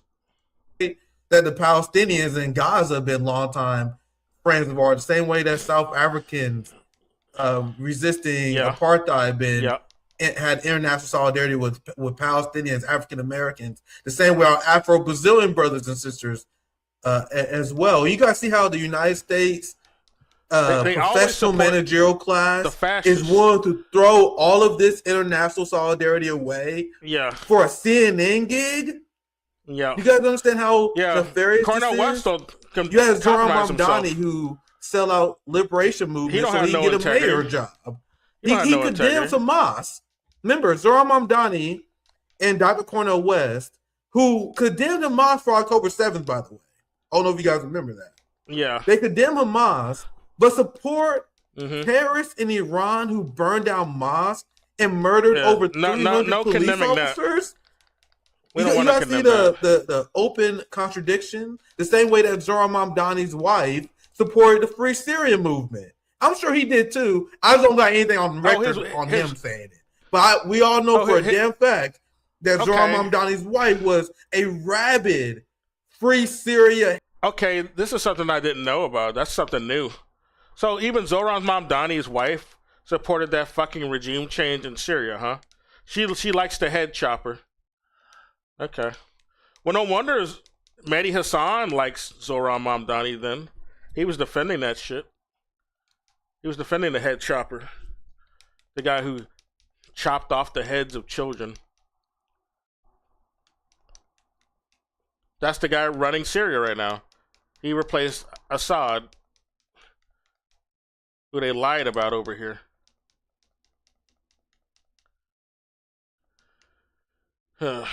So his fucking Zoran's wife, it's so obvious that guy is like an asset. He's like a fucking industry plant.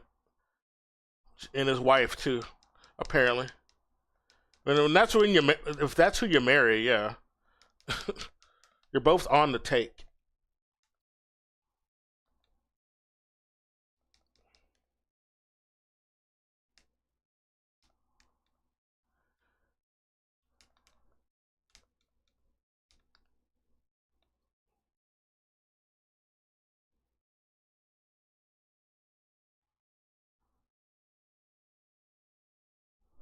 Right. Head chopper supporter. She posted about it all the time on her Instagram and social media pages, and everyone was like, "Yo, I know we don't want to talk about Zoran's wife. We want to keep people's family out of it, but isn't that a giant fucking red flag?" No, she's involved. And Jody, I know, do you notice this pattern? Point? Because they support the head choppers in Syria. They supported the Nazis in Ukraine. Mm-hmm. Dr. Cornel West supported Alexei Navalny in Russia. That fucking CIA Zoran calling Nicolas Maduro the CIA a tyrant and authoritarian. They were smearing Cuba. And I'm seeing this pattern where it's over and over again. It's not like they get one thing wrong, Jody, and we're assholes. They consistently go with the CIA support. And over. They constantly support the CIA pick. It's not an accident at that point. They keep supporting whatever the CIA likes. That's not an accident. That's complicity. They are complicit. That's all that is.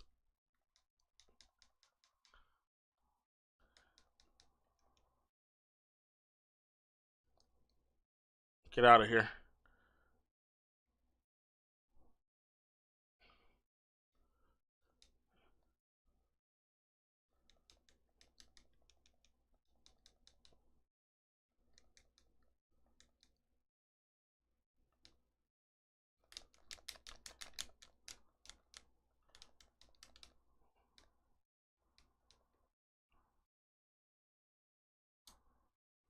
Yeah, they always support the more fascist, right-wing, or straight-up Nazi factions.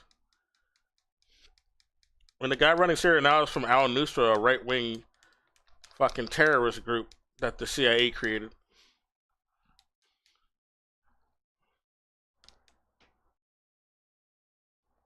Oh. And, yeah, they support the fucking Nazis over in Ukraine. Of course. Over again. So, Jody, I'll pass to you if you have any thoughts, because you mentioned the Iranian crown prince. We're going to get to him very soon, but I want to pass to you if you have any thoughts before I move on. Definitely. You know, that clip of Cornel West that I saw, one of the ones that you posted, there's been a few, I think, but he does this thing of claiming a moral high ground and talking about morality like it's this abstract thing, and there's such a thing in the universe as good and bad with no context and no class content, and that's a very important thing to recognize. He's obscuring. No, the clear good guys and bad guys is a thing, and it's pretty established. But yeah, there's no class recognition there at all, especially, and this is something Mao pointed out is a mistake. That's why my boy Mao was cooking when he was alive. This is also the criticism he threw against Deng Xiaoping. He's like, Deng Xiaoping don't recognize class distinction in any way, and he don't get it. And this is why his solutions are bad. He's not really trying to, he's not promoting anything good. This is why he ended up doing dumb shit like invading Vietnam. Issues and the class interests behind different types of violence.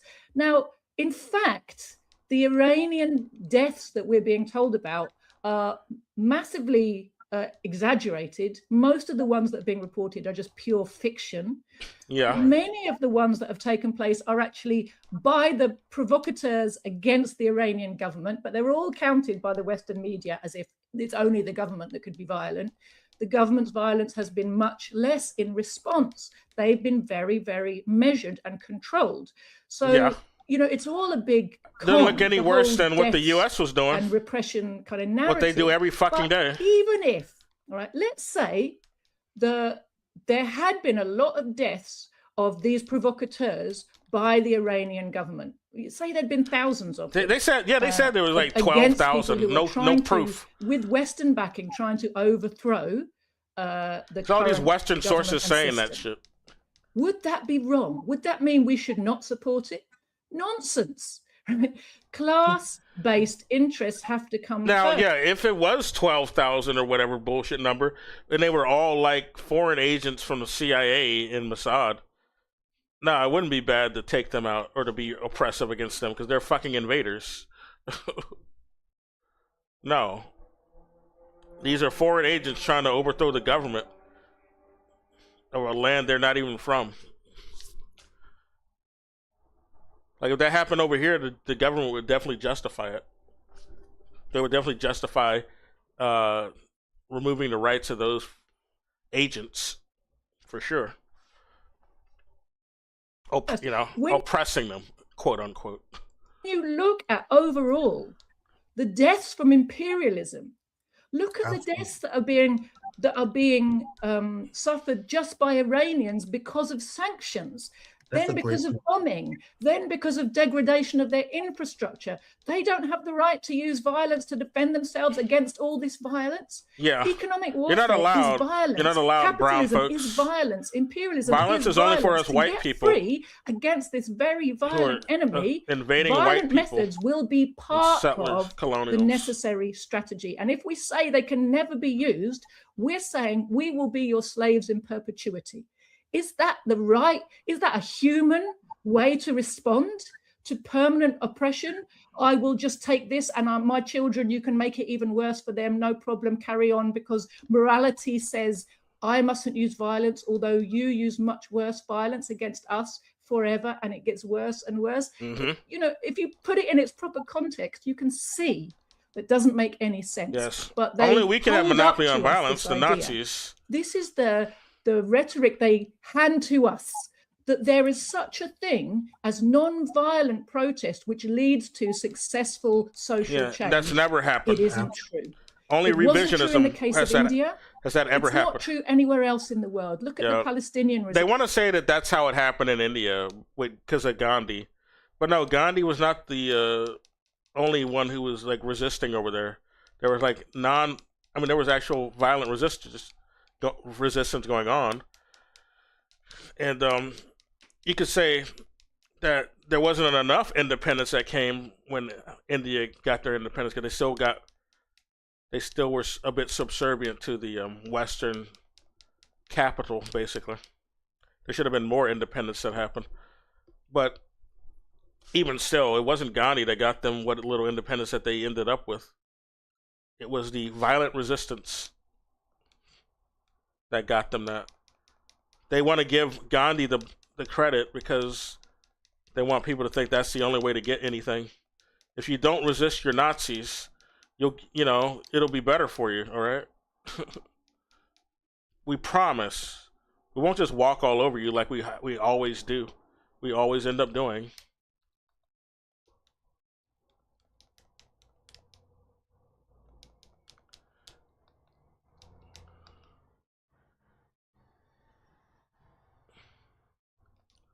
My God.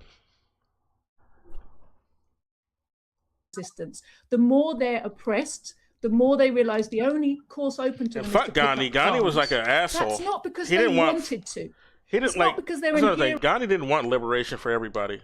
He didn't give a fuck about the untouchables. He only cared about his own bourgeois class in India getting any sort of rights. He didn't give a fuck about the other underclass. He didn't give a fuck about the black folks who were being oppressed. He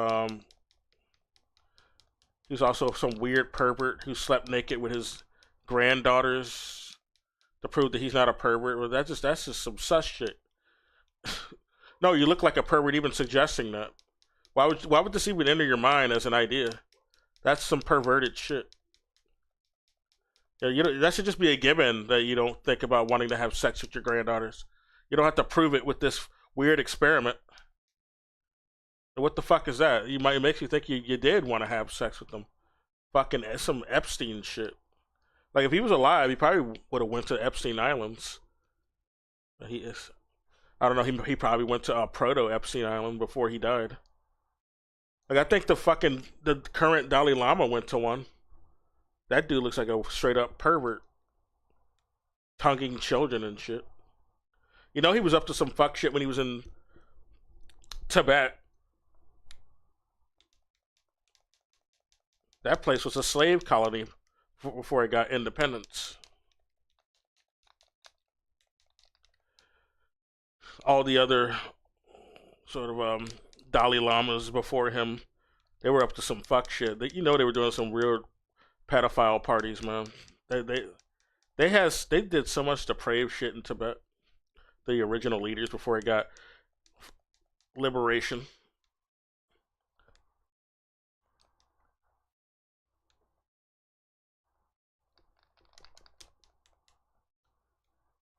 Yeah, fuck the Dalai Lama. He's a CIA asset. The CIA paid him. That's on the record. They actually admitted that he got paid by the CIA, and they were trying to help him fund militias to fight China.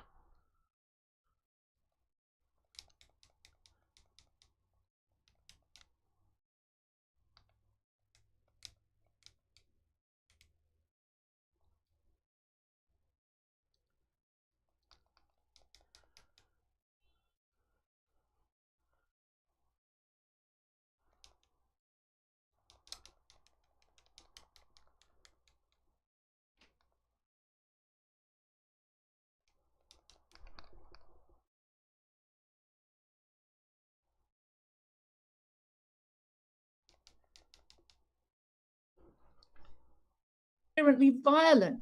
It's because they worked out that nothing else is going to work. Look how many people died in the Great March of Return. Non-violent protest. Yeah. What was it met with?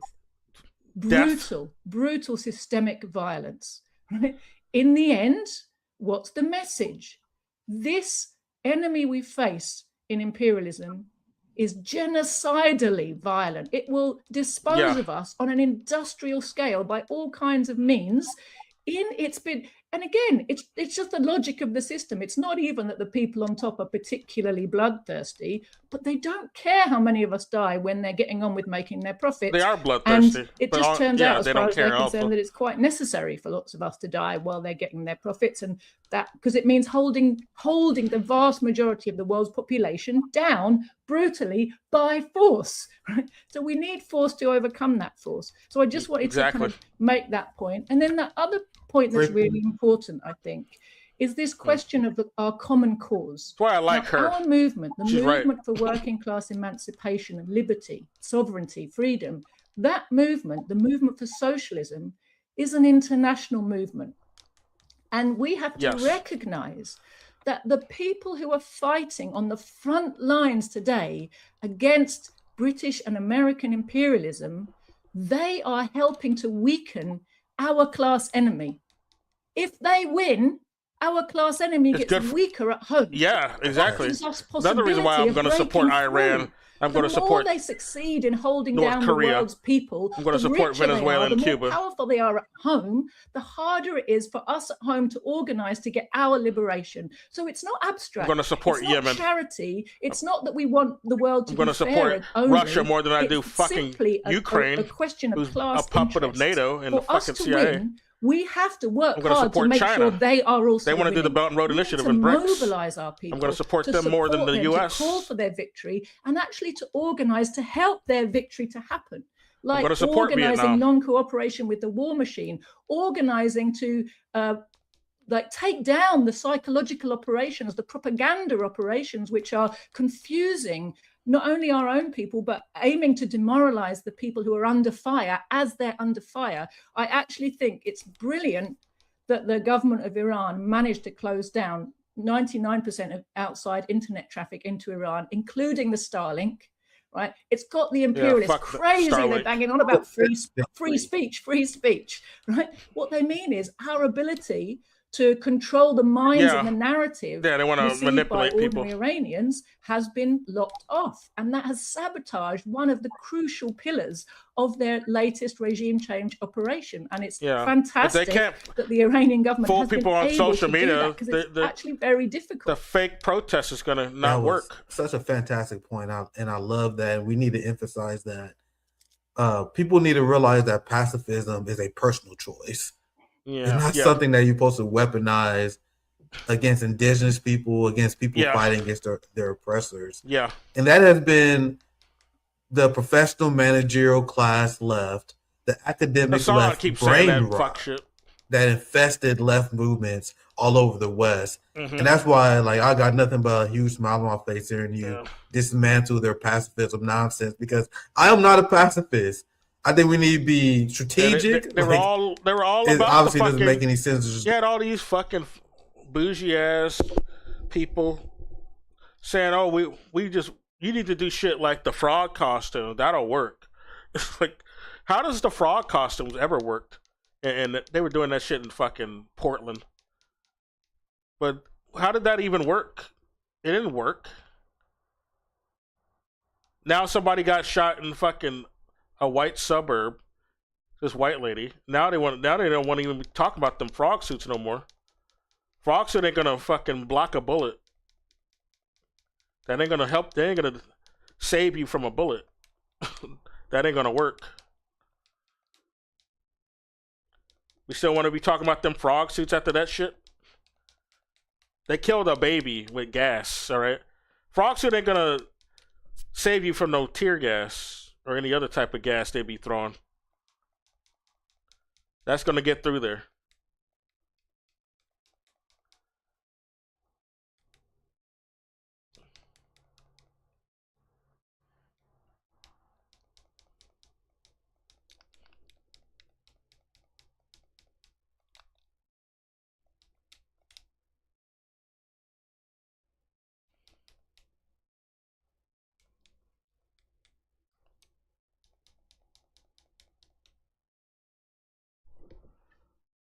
Go gun ho right into an ICE officer, right? But I think we do need strategic resistance. Yeah, and we need to support the resistance. We need to do what the Black Panthers were pointing out years ago, decades ago. We need to patrol these neighborhoods.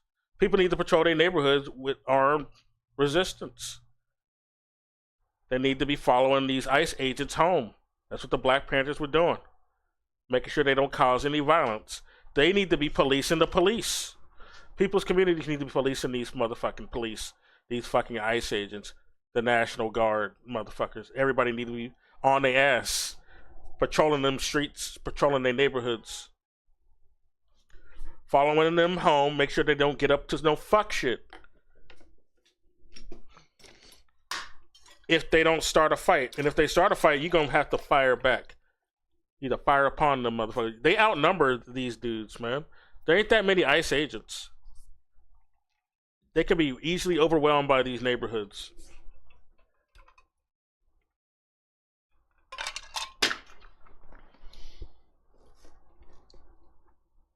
Imperial structure, the indigenous people fighting against the imperial structure, the enemies of the state. Like, just the way you put it is so fantastic. That's why it's great to have you here today. And another point you made earlier, before I move on, this is where you said a lot of thought-provoking things. Well, you mentioned very early on, which is a point I want to emphasize. There needs to be armed guards at these protests. There needs to be armed resistance guarding the protesters, so the cops don't be causing any fucking violence in there. You know, they can't get away with killing nobody there with that shit going on. We also need to deploy drones, our own drones. Don't let them have monopoly on that shit. Is the fake Western left pretending they care about Iranian women and they pretend that Western liberalism is the structure and the planning model that we need to provide for women? And then once again, they never asked the right question. I love the train of thought you went down on when you were describing this. They view Iranian liberation for their women as their right to like create a. Iranian women have more rights in Iran than the U.S. They get more entitlements in Iran. They're more taken care of in Iran. And all they had really was they couldn't wear a fuck. They had there was an endorsement of the hijab, but that was for the reason I said earlier, human trafficking reasons that they were dealing with. Because Iran was already very progressive before the U.S. ever took it over. Like I told you about the transgender rights they had.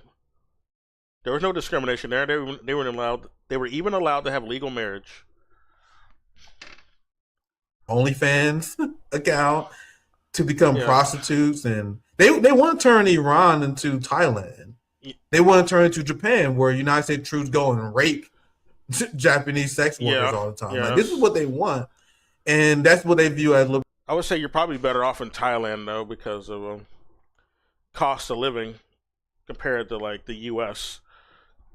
But otherwise, Japan's also got better cost of living now that I think about it. But it's cheaper than Japan, and it'd be harder to go live there in Japan compared to Thailand. I don't think Thailand has any stationed military, but a lot of military does still go down there for like vacation. Let me check.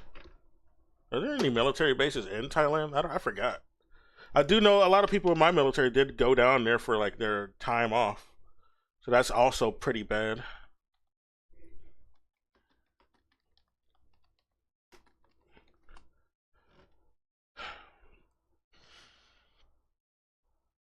No, they want it to be worse than Thailand though, because Thailand isn't like. They want it to be like how Iran was before the U.S. even invaded, or after the U.S. invaded, which was during the Shah of Iran. Shah of Iran was nothing like Thailand.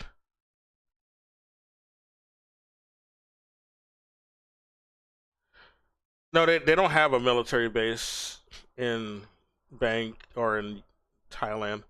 There's no U.S. military base, but we keep communications there. Of course, we negotiate with their military, which I think Bangkok should just stop doing, but maybe through time. It takes a while. Liberation for women, but the real question that we should be asking is, like, do you have the ability to start a family? Because we have an entire generation that is struggling to even start a family. In the United States, Thailand, woman you can start you can start. Also, that's another good thing. Thailand's also better about that, starting a family. You can do that in Thailand. Like, they don't want to turn Iran into Thailand. They want to turn it into like a worse sort of outcome. Like I said, Palestine, even they want to turn it into that, where they're really about trying to like destroy the birth rates in Palestine, even before the October 7th shit. It's really fucked up. For having a child, you see how much it costs to have a child because we don't have a nationalized healthcare system? Do you understand the sacrifices that young mothers in the United States and the West have to make because we don't have paid maternity leave? They said we support family values, but once you have your child, get back to work. Iran has because apparently a parent not supposed to be there to provide for the child. So how is not having paid maternity leave? Like, that's extremely anti-woman. That's anti-family, and these are not societies that is meant for women to thrive. And these are questions that we need to ask ourselves. Is this really the system that we need? And we actually want the liberation of women in the working class across the country. And you guys see how Dr. Cornel West in the professional managerial class, they don't even begin to ask these questions. You guys see how they accept the framing? They accept the framing, and we at just face value, they just accept whatever. Sprinkle some Western imperialism, the US says, and we put some CIA McDonald's in some countries that that'll be a route to liberation. And I think that's a very important point that we have to continue to make. Like, their definition of women liberation is complete nonsense, and supporting our class enemies, because you make a great point about how we had to weaken the capitalist class and their puppets in order to be successful at our class war back at home. Here's the fake crown prince that you referenced. This is the person that Dr. Cornel West is in solidarity with. Dr. Cornel West, Zohran Mamdani, Bernie Sanders, they're in solidarity and they share the same foreign policy as Lindsey Graham and Laura Loomer. Yeah. Like, Why don't you How are they pause on our at side? that point? These Like, are if right you see wingers. yourself agreeing with Laura Loomer, The right wingers, and Lindsey Graham on foreign policy, maybe you made a mistake. Maybe you're getting some facts wrong, because here's the fake ass crown prince of Iran. I can't wait to hear you react to this. They're not even calling for like a socialist uprising. That's what's even baffling about Zoran AOC and Dr. Cornel they West. never talk about it's not socialism. like there's not a socialist call. A lot of these people are calling for the restoration of the Shah and their monarchy. And they're not even hiding, Jody, what they're trying to accomplish here. They're trying to turn Iran to a subservient state for the Zionist regime. Yeah. And they're going to turn Iran and all their resources against the Palestinian resistance. And I'll play this clip, and I want you to respond. But if this man accomplishes what he says he's going to accomplish with the United Reza Pahlavi here, the fake crown prince, it will mean the creation of the Greater Israel Project. It will be here. The Palestinian resistance will be dead. Here he lays out his intentions. To all of our friends around the world, under the yoke of the Islamic Republic, Iran is identified in your minds with terrorism, extremism, and poverty. The real Iran is a different Iran, a beautiful, one that does not a democracy, and I'm just the ruling monarch. Iran. It is the Iran that existed before the Islamic Republic, and it is the Iran that will rise again from its ashes the day the Islamic Republic falls. So let me be clear about how a free Iran will act towards its neighbors and the world after the fall of this regime. In security and foreign policy, Iran's nuclear military program will end. Support for terrorist groups will cease immediately. A free Iran will work with regional and global partners to confront terrorism, organized crime, drug trafficking, and extremist Islamism. What is he talking about, Jody?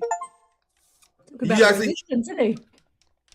The only I'll play terrorists are a the few more U.S. seconds and I get your thoughts. and Mossad. You guys see how the goal of this fake-ass Mossad color revolution is to destroy the Palestinian resistance.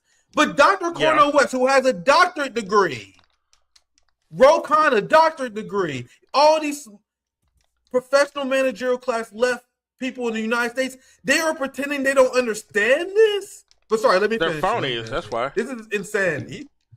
A free Iran will work with regional and global partners to confront terrorism, organized crime, drug trafficking, and extremist Islamism. Iran will act as a friend and a stabilizing force in the region, and it will be a responsible partner in global security. In diplomacy, relations with the United States will be normalized, and our friendship with America and her people will be restored. No, it won't. The state of Israel will be recognized It should never happen again. You guys see what this is about now, Jody? I already chimed in a lot. You have any thoughts on this? The fake ass crown prince saying the quiet part out loud. I mean, yeah. Even in that, what's that? 1 minute and 30 seconds, is laid out a whole program of subservience, essentially, hasn't he? Yeah. And this is something that you should sounded just like that Mikado lady. That the previous Shah, his father, the Shah's regime, was propped up by big oil money. By CIA, and the big oil. Suited their interests. They could plunder the resources of the Iranian people at will. The Iranian people received very little in return. The Shah stayed in power through brutal repression of his people. Murder. And was supported in that by the West because it served their interests. He was overthrown because he was so unpopular, because the masses were having such a bad time, and because all their wealth was leaving the country, and because they were humiliated by the situation whereby Iran was another base for Zionism and for imperialism in the Middle East. And Iran constantly collaborated with Israel against the axis of resistance in Palestine and across the region. So for all those reasons, There was a popular revolution in 1979 to overthrow him. The system that's in power under the Islamic Republic is a revolutionary one. It's a revolutionary anti-imperialist one, and it was put in place by a big revolutionary movement. So it's interesting when he says, we will rise again. The old Iran is going to rise again. The South will rise again. It sounds like a Confederate. That's the Iran he's talking about. When he says we're going to stop the nuclear program, what that means is they mean nuclear we will energy. Stop trying to be a sovereign country. They mean that they use nuclear energy for their power. That's what they really mean. They haven't been making nukes. They need to though, to make the U.S. and Israel pause even more. We will accept the diktat of imperialism. When he says we will stop support for terrorism, he means we will help you turn against the resistance and try to crush it, right? The resistance of the people against imperialist domination and against Zionism, right? That means crushing the Palestinian resistance, the resistance in Lebanon, the resistance in Syria, resistance in Iraq, resistance in Yemen. It means helping the USA to, providing troops, providing a base to help the USA, Israel, and Britain to try and turn the tables on the resistance. And when he says we'll be a friend and a partner to the West, what he means is we'll be a proxy.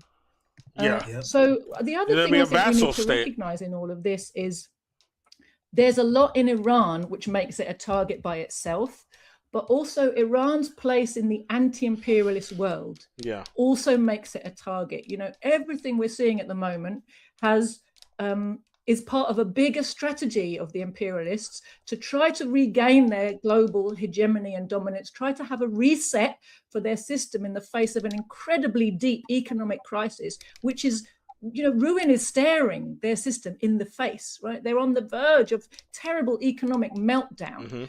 And what they ultimately want to do to save themselves is regain their hegemony, and in particular, to bring down and destroy the sovereignty of Russia and China so they can break them into pieces and loot their resources. And that amount of looting would be enough, they hope, to reset the economic problems, reset the system, and give them another, few decades of being able to rule the globe before the resistance rises again and the economic crisis plummets again, and we're back to where we are now.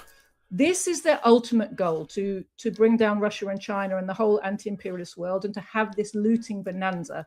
And Iran, just they always saw Syria as a stepping stone to Iran, because Syria was the other, in fact, the longest lasting anti-imperialist country in the Middle East was Syria. The Syrian revolution was all the way back in 1946, and Syria was sovereign, anti-imperialist and anti-Zionist all that time, right? So Syria was like a counterweight to Iran in terms of the anti-imperialist axis in the Middle East, a partner, despite the fact that Syria was secular and very kind of multi-faith. They have a lot of Christians over there. Obviously, the Iranian revolution was based around Islamic doctrine, but their essence of both of them was anti-imperialist and anti-Zionist. And so they were partners in maintaining some kind of a balance against Israel, against Zionism, against imperialism, and a base and a source of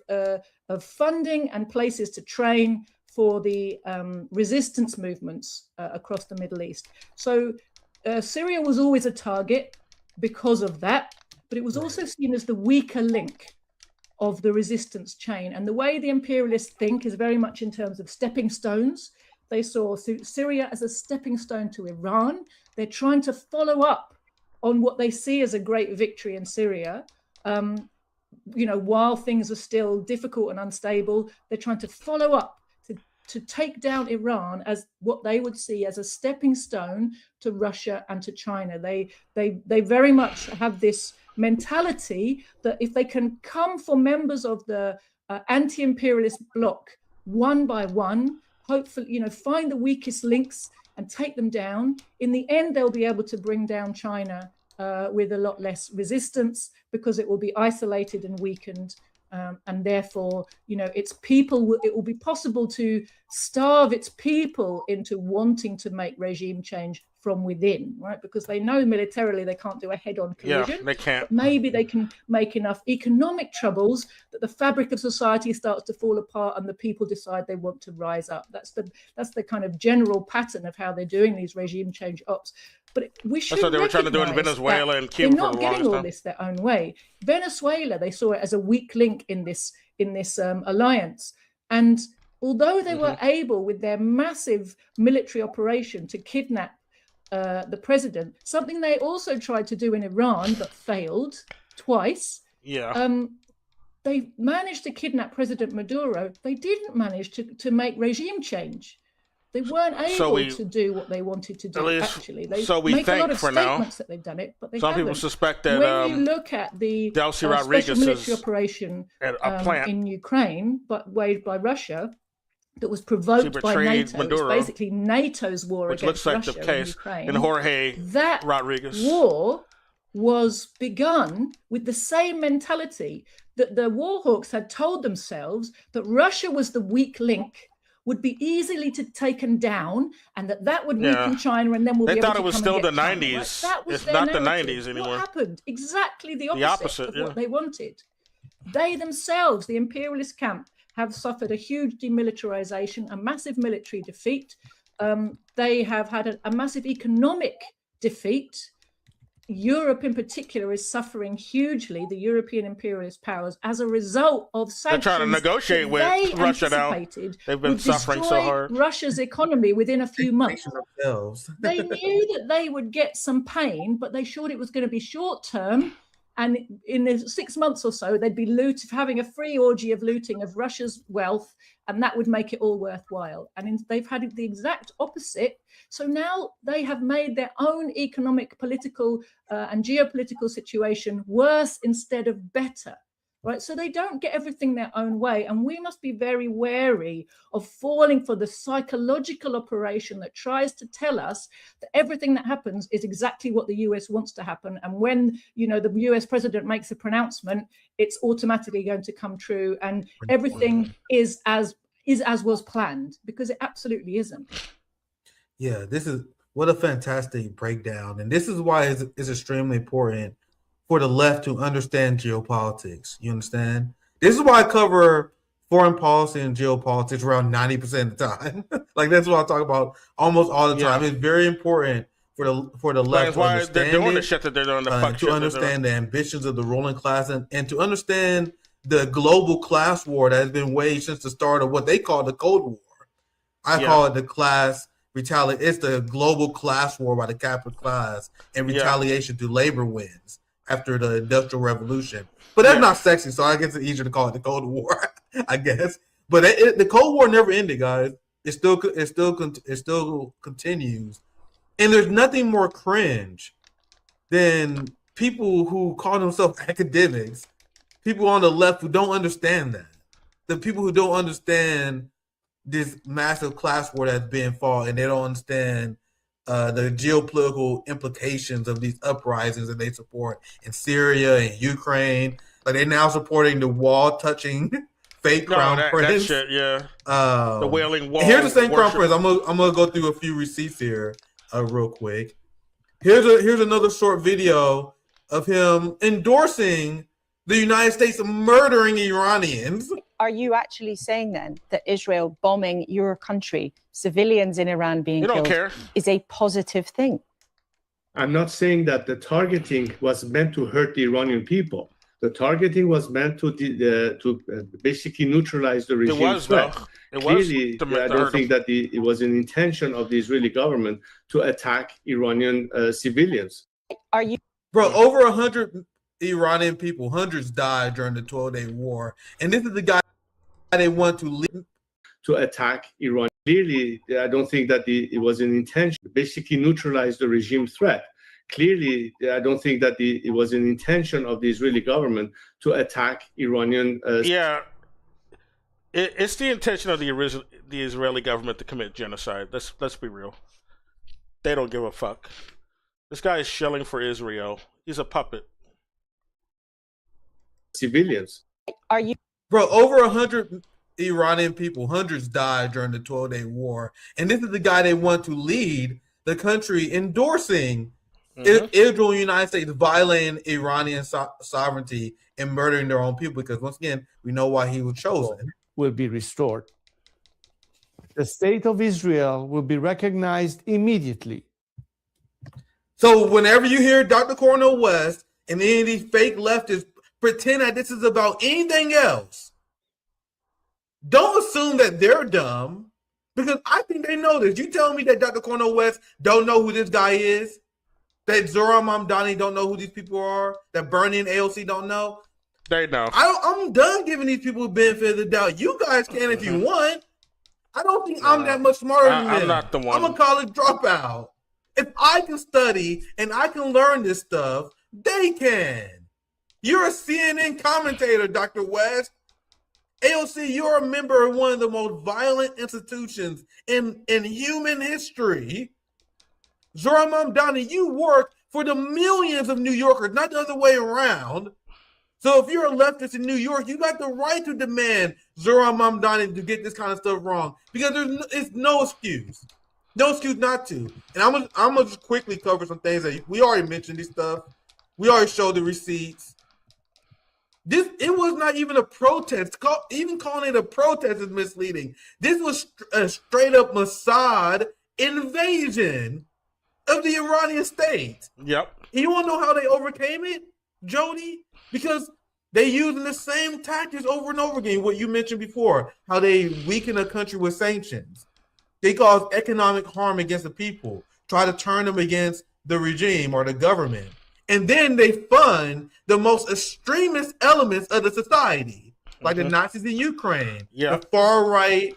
I think you could call them Nazis in Venezuela. Yeah, the Mossad, they were burning black Persian people. Zionists in Iran. What they do, fire to black they people. fund the most extreme elements. They call Chavez a monkey, man. This is what the opposition to the Chavez and Maduro people do.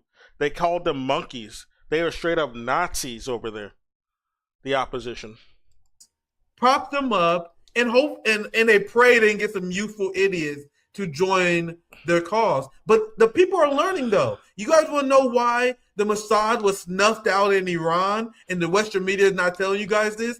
Because the Iranian government had millions of informants called the Iranian people who was exposing, and it was calling in and telling the government whenever they saw Mossad operations. So essentially, the Iranian people mobilized against the Mossad protest. The Iranian people was turning in people who was working with the people who was murdering cops in the streets. So it's the global majority waking up to what's going on here. The same with Venezuela. The reason why you have many people in Venezuela who didn't even like Maduro, who rallied to the side of the government because people are tired of seeing this same strategy work every single time. And this video, just for the people, I can't even show that much of it. I probably already got in trouble for showing that. But I'll just read a tweet here. Newly released footage from Iran state media shows the situation was much worse than initially thought. Thousands of masked and heavily armed individuals, backed by foreign intelligence organizations, were attacking security forces, civilians, attempting to take control of state institutions, government buildings, and police stations across Iran. So, is this even a protest, or is this a Mossad invasion? It's a Mossad invasion. I would call this a Mossad invasion. Yeah. This is the last thing I'm sharing. I'll get your final thoughts, and we'll move on after this last receipt. I think I showed this the other day, but I'll show it again. Here's just the update. You have 53 mosques that was attacked, 180 ambulances that was burned, several police officers decapitated, people being burnt alive. So, is it too much to ask for moral consistency? The same people who condemned peaceful protesters at synagogues, looking directly at AOC, looking directly at Zohran Mamdani, the same left who condemned peaceful protests at synagogues are endorsing protests where they're burning down mosques and they're attacking police officers. Do you guys know how many police officers died during the George Floyd protest that the right wing called violent? 0. None, yeah. Meanwhile, they were cheering on protests that murdered hundreds of Iranian police officers. Anyway, I'm just calling out the hypocrisy there. Jody, any final thoughts? And I'm gonna quickly cover Canada meeting and not losing anyhow. A new trade deal with China. That'll be our last story of the day. But do you have any final thoughts on Iran? These sellout leaders. Any final thoughts before I move on, Jody? I do, yes, if it's all right. There's quite a few things came up there that I wanted to have just a brief comment on. Yeah, one of them is just what you were saying about, why do we spend so much time and attention looking at foreign affairs, right? And my father, who was also the founding comrade of our party, Comrade Hopal, used to say that there's no such thing as foreign affairs for people who live in an imperialist country. If you don't understand the whole machine, you understand nothing. And if you allow the ruling class to tell you that what's happening over there, the crimes they're committing around the world and the countries they're plundering and the people they're murdering are nothing to do with you and how you live. I hate people who say that shit. Letting them keep you confused and weak and powerless to understand how to fight back. So we can't make a separation. We don't have the luxury. It's all connected. We they don't who are get workers who live in imperialist countries, we can't. I was trying to tell people who lived in foreign countries. The domestic front. They thought their country was just like uniquely corrupt, and I'm like, no. Serious about the U.S. has a lot to do with how your country is ran, honey. Capitalist. That's the problem. Which we should. You need to recognize that. The Cold War really was a class war, and it was an anti-communist war. Anti-communist, especially. Is anti-working class. And for people who haven't quite figured that out yet, it's time that you did. It's time that you understood that communism is the ideology, socialism, Marxism, is the ideology of the working class. And all the attacks on it are attacks on you. Yes. And the whole Cold War anti-communist crusade, where millions of communists and communist-aligned and communist-leading individuals, civilians, governments, armies, but mostly just ordinary people were massacred all over the world during that whole period. That wasn't a Cold War. It was very, very hot. Just because there wasn't fighting on your street. It wasn't an officially that doesn't declared mean war. There was no fighting. They call it a Cold War. This is one of the ways in which we are infected in the There was Western a lot of fighting with social chauvinism, infected with the idea that our lives are more important than the lives of people around the world, that our society is somehow inherently superior, and therefore we as people are inherently superior. And it's part of how we're persuaded, along with bribes, a nicer standard of living, how we're persuaded to some people are. We don't get that and anymore. Really, social chauvinism is I would say like a lot of black folks didn't really get that, to be honest. You got some fucking tokens, and that's about it. No, we don't have a better standard of living. You can go over to Thailand right now and get better standard of living. Nobody's gonna call that like a first class country though.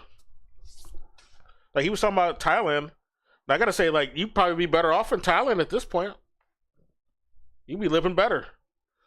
You seen Thailand lately? Shit, I'd rather live in North Korea at this point. And North Korea is not as bad as they've been saying anyway. Like, all that shit they say about North Korea was always like exaggerated bullshit. I would say North Korea is better than South Korea. I'd rather live there than South Korea. Right? It's actually why social democracy is the biggest enemy of the working class, because it facilitates social peace at home. People got a bunch of propaganda about other countries being worse. That's what you really mean. They didn't get a better standard of living.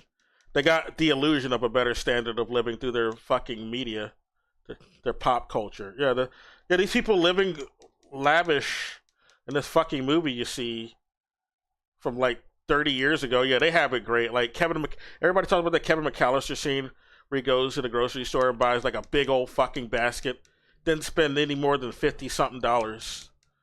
Yeah, that's from the past. That's from the fucking damn near the late 80s. Yeah, that movie was like 1989. And those are prices at those special stores for the white people. They'd upcharge anywhere else. So yeah,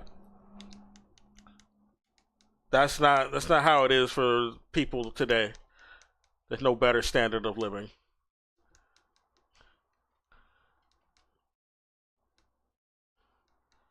Shit. You can only replicate that shit in like Thailand or fucking China at this point.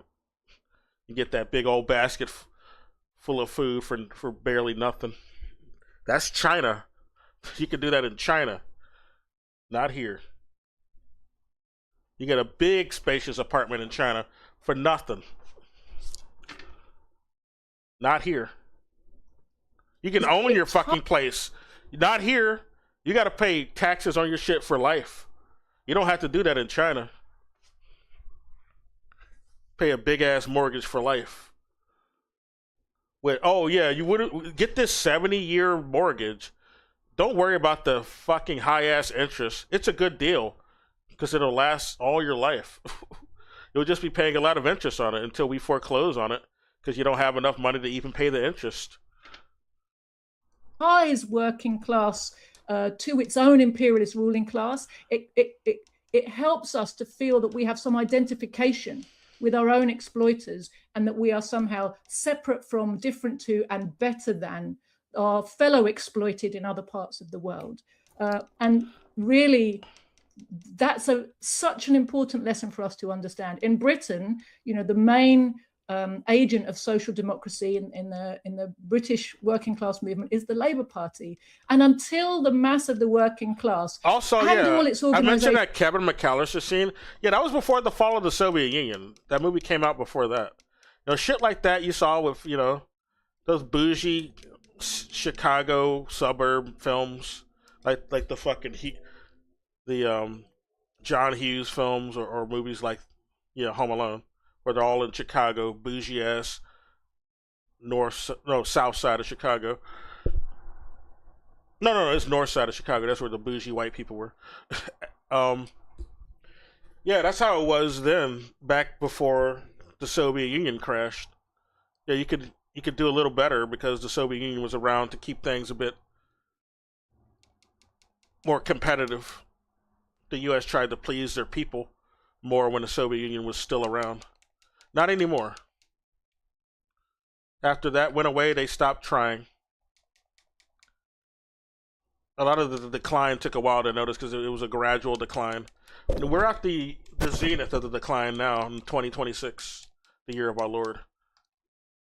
It's very noticeable now, the decline. It took a while to notice back when it originally happened in the 90s, after the fall of the Soviet Union. 1 second. It's trade unions, it's anti-war movements. Until they break completely with the Labour Party and with social democracy, they will continue to be co-opted, misled organizations, and we as a working class will continue to be totally impotent in the face of the most egregious attacks on our pay, on our conditions, on our freedoms, because we're unable to organize to fight back because our official leaders are actually representing our class enemies. So I just the leaders who shouldn't be our leaders, AOC and Zoran, quickly if I can. Because they're working for the capitalists. Idea about they're not working Shah for Pahlavi the working class. They're not class conscious. Iranian democracy movement people, actually, if you bury into what they say and what they do and what they represent, they despise the Iranian people. They claim to speak for them. They don't know them. They don't care about them. They are absolutely classic upper class comprador types who love the imperialists and they love the idea of stealing from the Iranian people. They want to be allowed to come back and inflict a reign of bloody terror over their own people, their own in quotes, in order to get handsomely paid to be allowed to be at the top of the Iranian pile and get kickbacks from the imperialists for allowing the free looting of their countrymen's resources. So this is the kind of people you're dealing with. And it's interesting you said that about the leftists of today are not even making a call for, you know, a socialist change. A socialist party. It's interesting how that's like changed, a real one. Because for about 15 years when I was in the anti-war movement, when I was younger, every time anything happened in Iran, and sometimes when it felt like nothing was happening in Iran, I would go to anti-war meetings that were supposed to be about. That was during the time when the Soviet Union was still around. Iraq. And there was a bit more of that class consciousness that was allowed. And give a massive speech from the floor about how a revolution was taking place in Iran, and there were people's councils that we should be supporting springing up. Now, I don't know if you've experienced this, Nick, but I've experienced this multiple times across multiple fronts, that whenever imperialism has a country in its sights, the Trotskyists would always say, the Trotskyites just repeat the imperialist narrative that there was a popular uprising, but they would embellish it by saying there's people's councils, make it sound like it was not just popular but socialist, right? They did it about Yugoslavia, they did it about Syria, they did it about Iran. I remember that. They did it for the Hong Kong protest. Remember the Hong Kong protest was calling for more deregulation of the Chinese markets, and Trotskyists was supporting them. Get rid of communism. Continue, Jody. Get rid of communism. Every time they said there's people's councils there, you know, sometime later that would be totally. They never showed any evidence, and then you get the evidence that's totally untrue. It was never true for 1 second. I've never seen a Trotskyist organization or leader come out and apologize for getting that wrong. They never admit that they lied to you last time, and they tell you the same lie the next time. The Trotsky organizations are saboteur organizations. As far as I know, I've not seen any claims this time around that that's what's happening. But the last few times, definitely, you're certainly back at the time of the Green Revolution, Color Revolution attempt. So much it was a Color Revolution attempt that they gave it a color, right? But in the Green Revolution time, the Trotskyists were running around everywhere saying people's councils, trying to tell the people on the left why they should be supporting this imperialist regime change effort. So why would they like this? Why would they like this? I don't get it. They are paid Nazis. Yeah, exactly. That's it. That's why. That's how the system maintains itself. When you consider they are getting paid to do the ruling class, although incredibly rich, which gives it a lot of power, ability, but its power comes from its ability to bribe people. And that is what it does. If you read Lenin's book finance on capital, he explains that this is what's happened to the leadership of the socialist and communist parties all the way back in 1914, right? This is how imperialism survives socially. Yes, that it is the let me wrap with what she said of our 2014. I probably know what she means, but I want to make sure.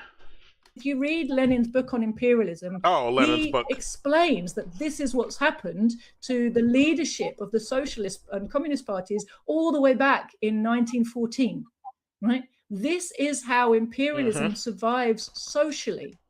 Yes, that it is the top layers of our movement basically have careers where they get paid, they get bribes, they get nice life. They get privileged status for being loyal to the system and tying the working class to the system and keeping a lid on working class organization and resistance and making sure it never becomes truly class conscious and truly a threat to the system. Make sure they're neutered. Yeah, very well said. Now you guys see why I go after the Social Democrats so much. Yeah, and the way you put they it, like the Trotsky. way they normalize our relationship with imperialism, like that was so perfect and it's so absolutely spot on. I don't know if you guys seen this. I think I may do the because I want to keep this in there an hour for our Saturday show. I don't want to keep too much more of your time. So I think I may do the Canada China segment on Monday. I have a show I'm doing. My brother Rome. Man, I want him to do Venezuela analysis will be joining us. So still much to discuss. I want to keep the show about an hour, so we'll begin to wrap up soon. I'm gonna show you guys this. I'll end. This will be my last very quick segment of this Saturday show. I want to do more of these Saturday shows so we can talk to our international friends, because this was a very enlightening conversation. We always love having you on, Jody. Like whenever I hear your analysis, it makes me want to step my game up. It's like, damn, it makes me want to read more. You know what I mean? This is the kind she's saying everything I've always been pointing out. Like she just confirms everything I've been saying for the longest time. She's pretty good. I like this Jody lady. I gotta look more into her shit. I don't really read or watch any of her shit, but she's saying exactly the shit I've pointed out. It's really good. It's good that he has somebody like this on his show too. it's not always people like Haas. I mean, Haas is okay, but he's kind of more reactionary than I'd like. He was a real big simp for Trump in the past. Not so much anymore. He learned his lesson.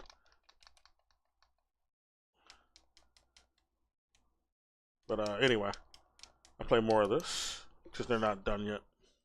Left that we need to cultivate. We need to cultivate a serious intellectual left that is knowledgeable about geopolitics. Not the kind of left that like, yeah, I know Iran supports the Palestinian resistance, so whatever. That's not the Cornel West. I know they support the resistance, but whatever. Fuck it. Corny ass West. Anyway, let me show you guys this. This is pissing me off. Maria Corina Machado's humiliation ritual. I ended on. She gave that Nobel Prize to Trump.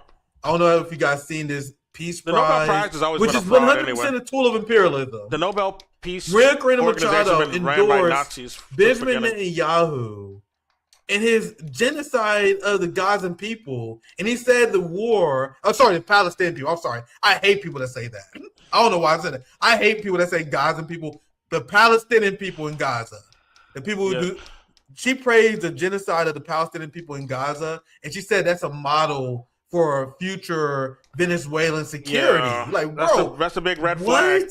That's a big red flag. Liberals are having like this. It reminds me of what Zelensky said. He said his prospects for Ukraine is a new Israel. Like, shouldn't that tell you something? That supporting his efforts in Iran is not actually a good thing. Like, it's already bad enough that the U.S. supports it. Doesn't that tell you something? The U.S. never supports good people or good factions. It's always supporting like the ones who are in the wrong, because the U.S. is in the wrong. They want to make Ukraine another Israel, where they oppress people who speak Russian. They oppress people in the Donbass, which they were committing a genocide there. Ukrainians were firing on children in the Donbass. They weren't combatants. They were certainly shooting them like that, though.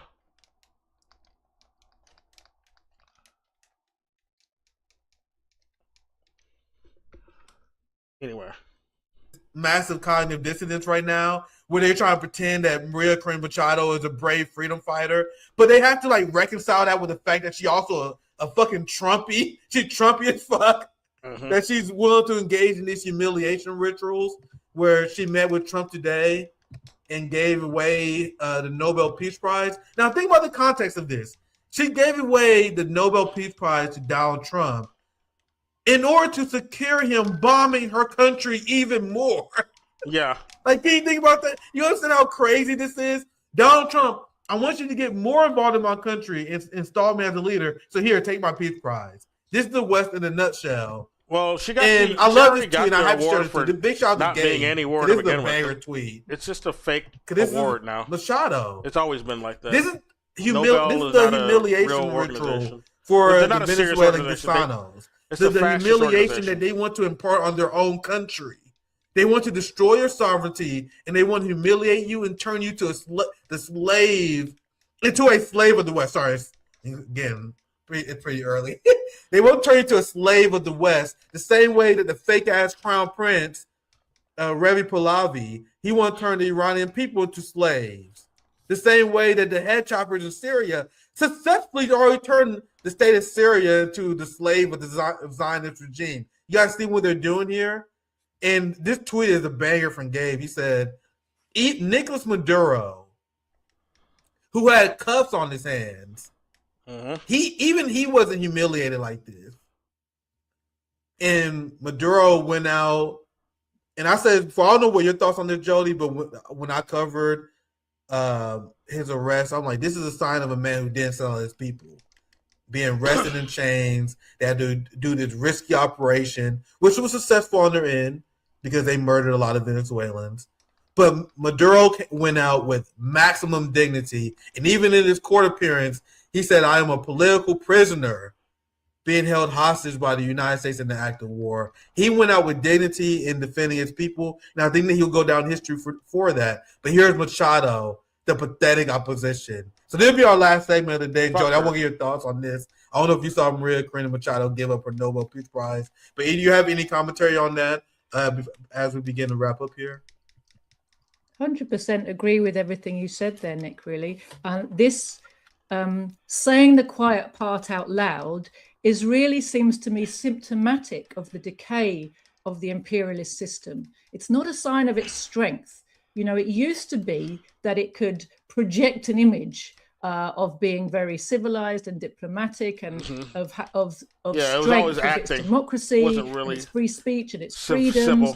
And although it engaged in all these covert operations that were illegal against international law and against all of the principles it claimed to uphold, in public, its stance was very strong. And because of its military power and its economic power and its prestige and the good life afforded to its citizens, there was a general sense that, you know, from a lot of people around the world, that this was all true. And it's actually a sign of the decline of imperialism that from the president of the USA down to his servants, everybody is now saying openly the kinds of things that previously they would have said the opposite. You know, Corina Machado. I think mainly it's because we got a Republican in office. Once the Republican is gone, you know, it's gonna be like they pretend like shit ain't what it is. They're just gonna go back to gaslighting again, while doing the same policies that Trump did.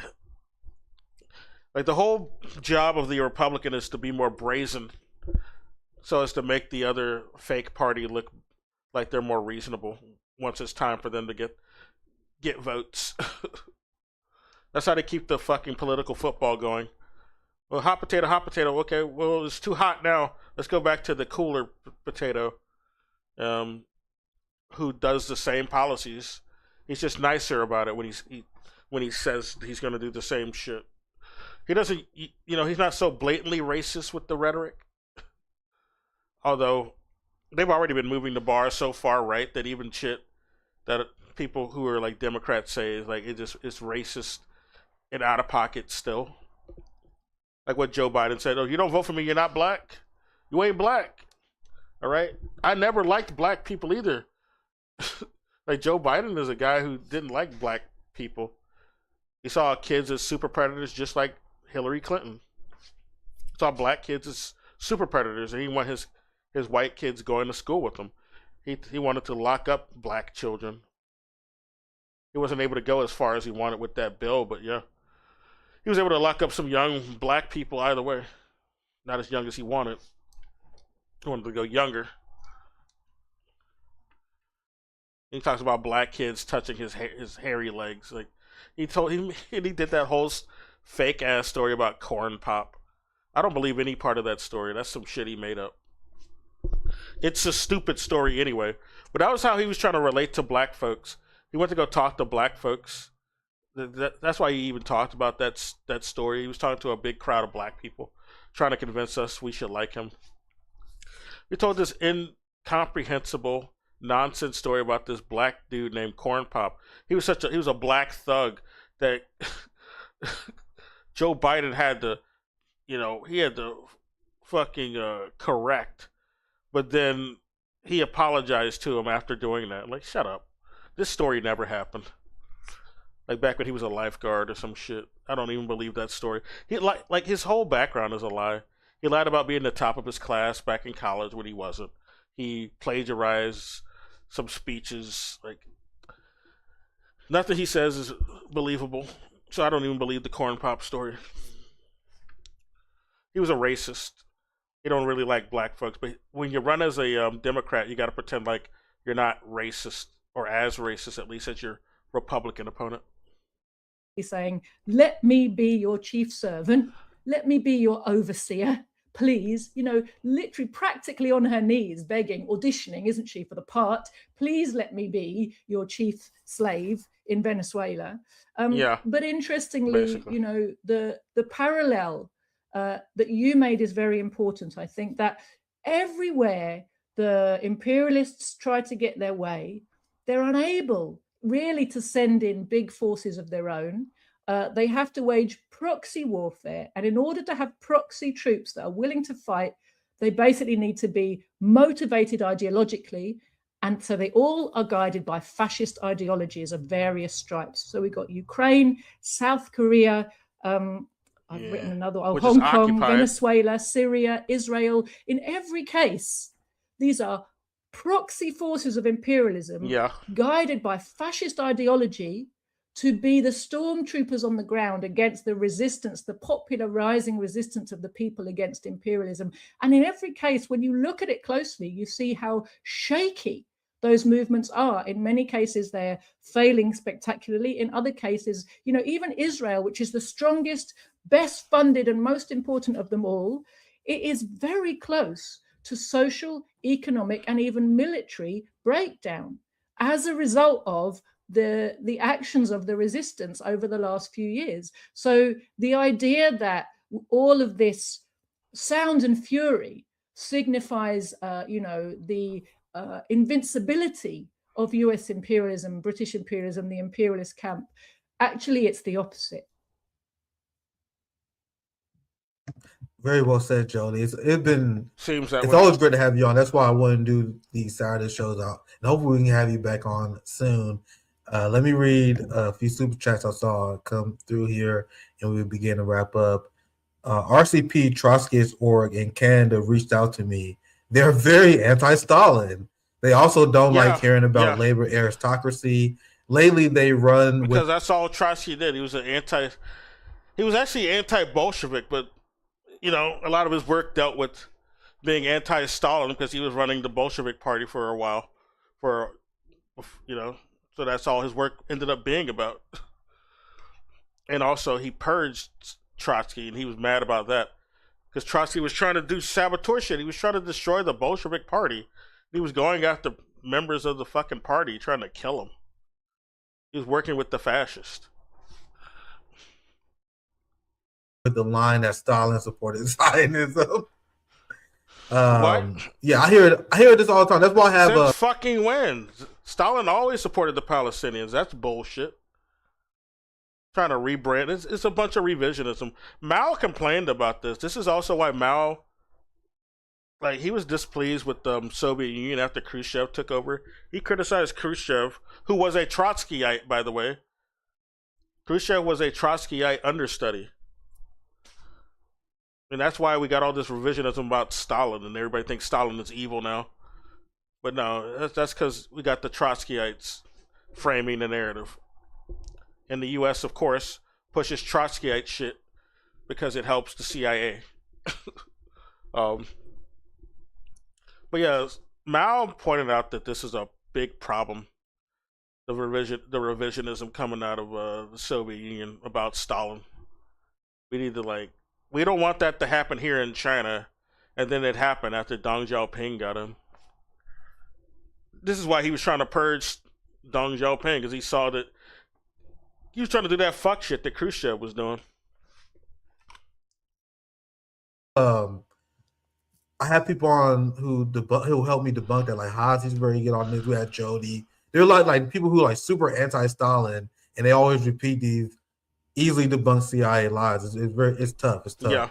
But that's why it's great to have Jody on to actually explain the difference between a Trotskyist and someone who's a communist, because they will have flowery language and they will trick a lot of people.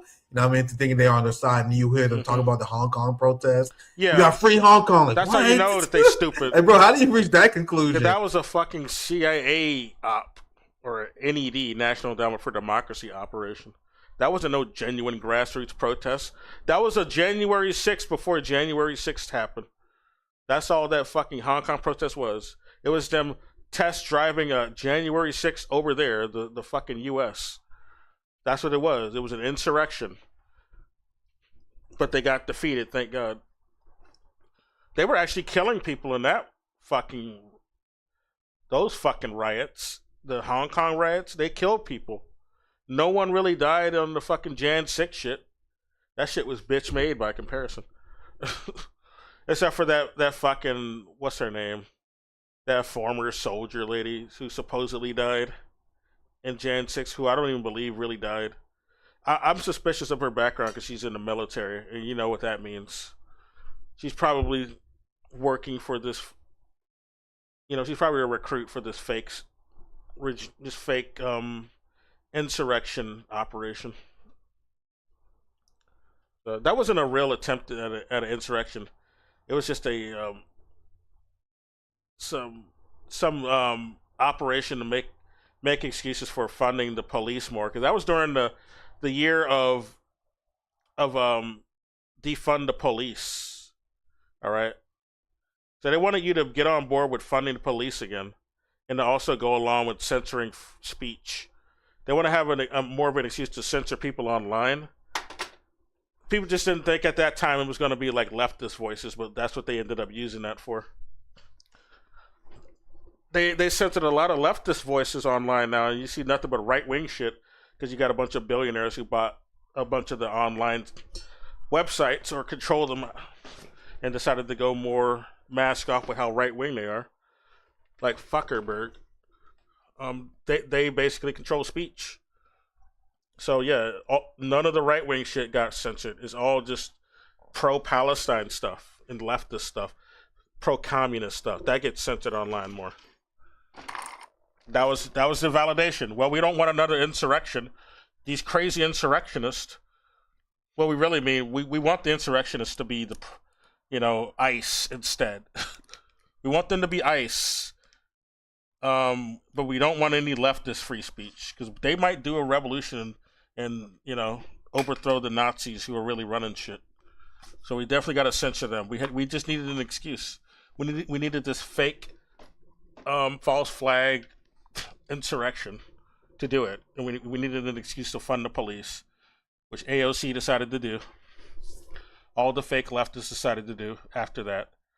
That's why she even commented during that whole Jan 6 operation. She wasn't at the building, but she decided to comment and act like she was being attacked, because she wanted to justify her funding of the police after that. That's why she said that shit. I needed an excuse to justify my funding of the police. I feared I was going to get raped by these Jan 6ers who I was nowhere near when I wrote this. So we need to fund the police, guys. I was saying, yeah, defund the police is a good idea, guys. But now I don't know. These Jan 6ers are making me want the police to save me. That's why that shit happened. That was the whole motivation behind. And there's always a motivation behind these fake false flag operations that the U.S. lets pop off. Shit. We would only be so lucky if we got like a real sort of revolt against the government. But it should be like a real Bolshevik revolt, not some right-wing bullshit. There would be more dead people, though, unfortunately. That's why there were no real dead people on Jan 6, because it was a right-wing themed, revolt. They're not going to kill the fucking Nazi constituency. No one from there is going to get killed. They only want to send a message to the fucking communists, the real leftists. They'll kill them. Like, I remember it was a while ago. Well, correct me if I'm wrong, but I remember a lot of people in the Hong Kong protests, they was calling for like deregulation of markets, like straight up, like it was like the libertarian style protests and social. They were doing that shit, and they were also waving American flags and Union Jack flags. They were just like white worshippers. They were like, they wanted the fucking British to come back and dominate their fucking economy again and make slaves out of the actual Chinese people in Hong Kong, like they were doing before they left. Like, Hong Kong used to be a British colony, and then it got some semblance of independence, and then it's going to have a full reunification with China in a couple decades, which will be much better for Hong Kong. All those fucking Western corporations are not going to be able to get away with all that bullshit they're getting away with right now, who are still there. They're going to have to follow Chinese regulations. They regulate their markets. They don't let the economy get fucking swallowed up and controlled by billionaires. They get punished. If they abuse the economy and fuck it up, they will get punished. They don't let that shit slide in China. And this is why they're trying to do like stalling mechanics, like the Hong Kong riots they were an attempt to, if not cause a regime change, then to cause a stalling in the negotiations that are supposed to happen in a couple decades with China and Hong Kong having a reunification. That was the whole motivation behind those bullshit riots in Hong Kong. To stall the reunification. Because all these white Western business interests over in Hong Kong still want to be able to do their fuck shit, and they want to also destroy China. Was supporting it. That was like my first encounter. That's why I bring it up all the time, because that was my first encounter with these people. Like, what? Free Hong Kong? What are you talking about? Anyway, just a few more chats here. A credible cross-pond collaboration. Yeah, we definitely want to do more of these. Anti-imperialist left rising. No more tolerance for empire serving phonies. I moved my show to the evening, but the problem with evening shows, I used to have a lot of comrades from China on, from Russia, the UK, like yourself. It's hard to get people in the evening. That's why I want to do more of these morning shows. Yeah, they have different day schedules. To have these international they're on the other side of the world. Last one, big shout out to Blueser, who pretty much funded my label for today. I appreciate it. He said solid work, Nick and RB, and I appreciate the Solidarity Super Sticker. Jody, any last thoughts? It's always great to have you on. I appreciate you making the time. Any final thoughts before we wrap up the show? Where they can find you, where they can support your organization? I'll give you the floor, Jody. Thank you for joining us once again for this Saturday show. Thanks, Nick. It's always nice to be with you. I have a Telegram channel, which is just my name, Jyoti Brar, and my party has one also, The Communists with an S. That's our party's website URL there. At our party's website, you can subscribe to our newspaper, to our email newsletter, and also you can find there our Marxist study program. And I really do encourage everybody to begin to study and understand Marxism for yourself. It's not a special property of a few special people. If you like the things that hear me say, what you are liking is the power of Marxist science, and you can have that, you can access that for yourself. And I think, Nick, your point you made earlier is really important, that we need a working class movement that bases itself in Marxist theory, that is serious about the task of overthrowing imperialism, because it's a big job. And you can't do it by just running around and keeping yourself busy. You know, you have to know what you're doing and why. This and is that what means Lenin everything said. you do has to be based in a theoretical understanding, which will help you not just know what to do, you know, but also keep your perspective, your optimism, your historical understanding of the role of the working class. You know, the future of humanity is socialist and communist, right? And it is the next necessary stage of our development as a species and as a policy-wise, if not, and this is a historical fact. The working class is the class that has the job of getting us there.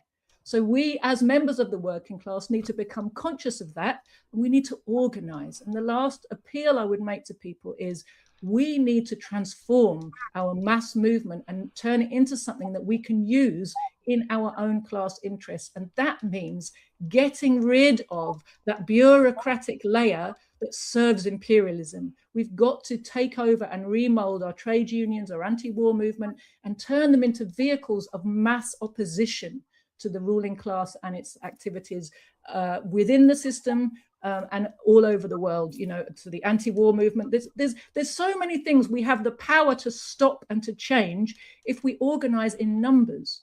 But while we allow our mass movements to be controlled by people who essentially serve the opposition class, it's impossible for us to achieve anything. So we really need to understand properly what is capitalism, what is socialism, how do we get there, and we need to organize.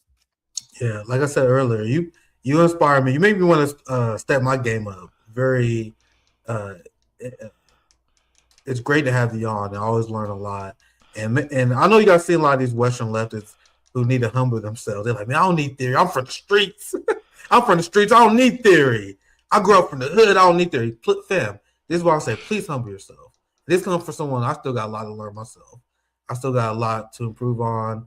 We need an intellectual the streets can teach you a lot, because a lot of Marxists, And Leninist theory is based in,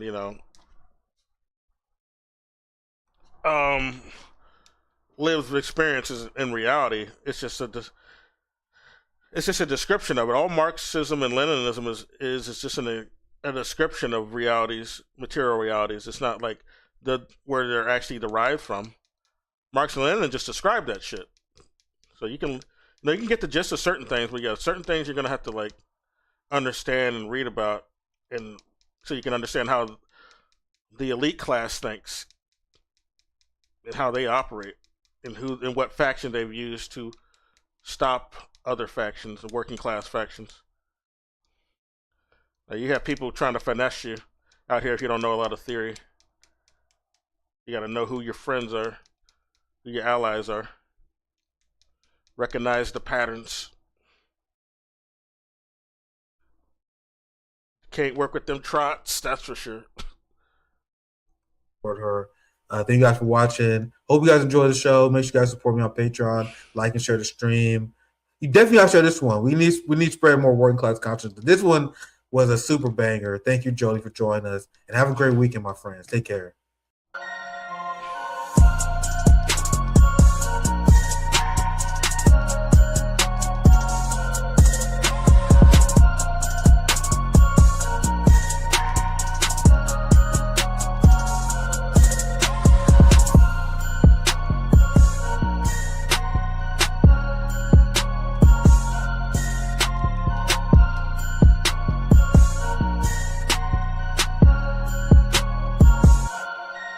I'm gonna end it. I've been streaming long enough. I probably won't stream tonight. I mean, I know I won't. I'll be gone. But maybe I'll stream tomorrow. Who knows? Anyway, take care if anyone sees us.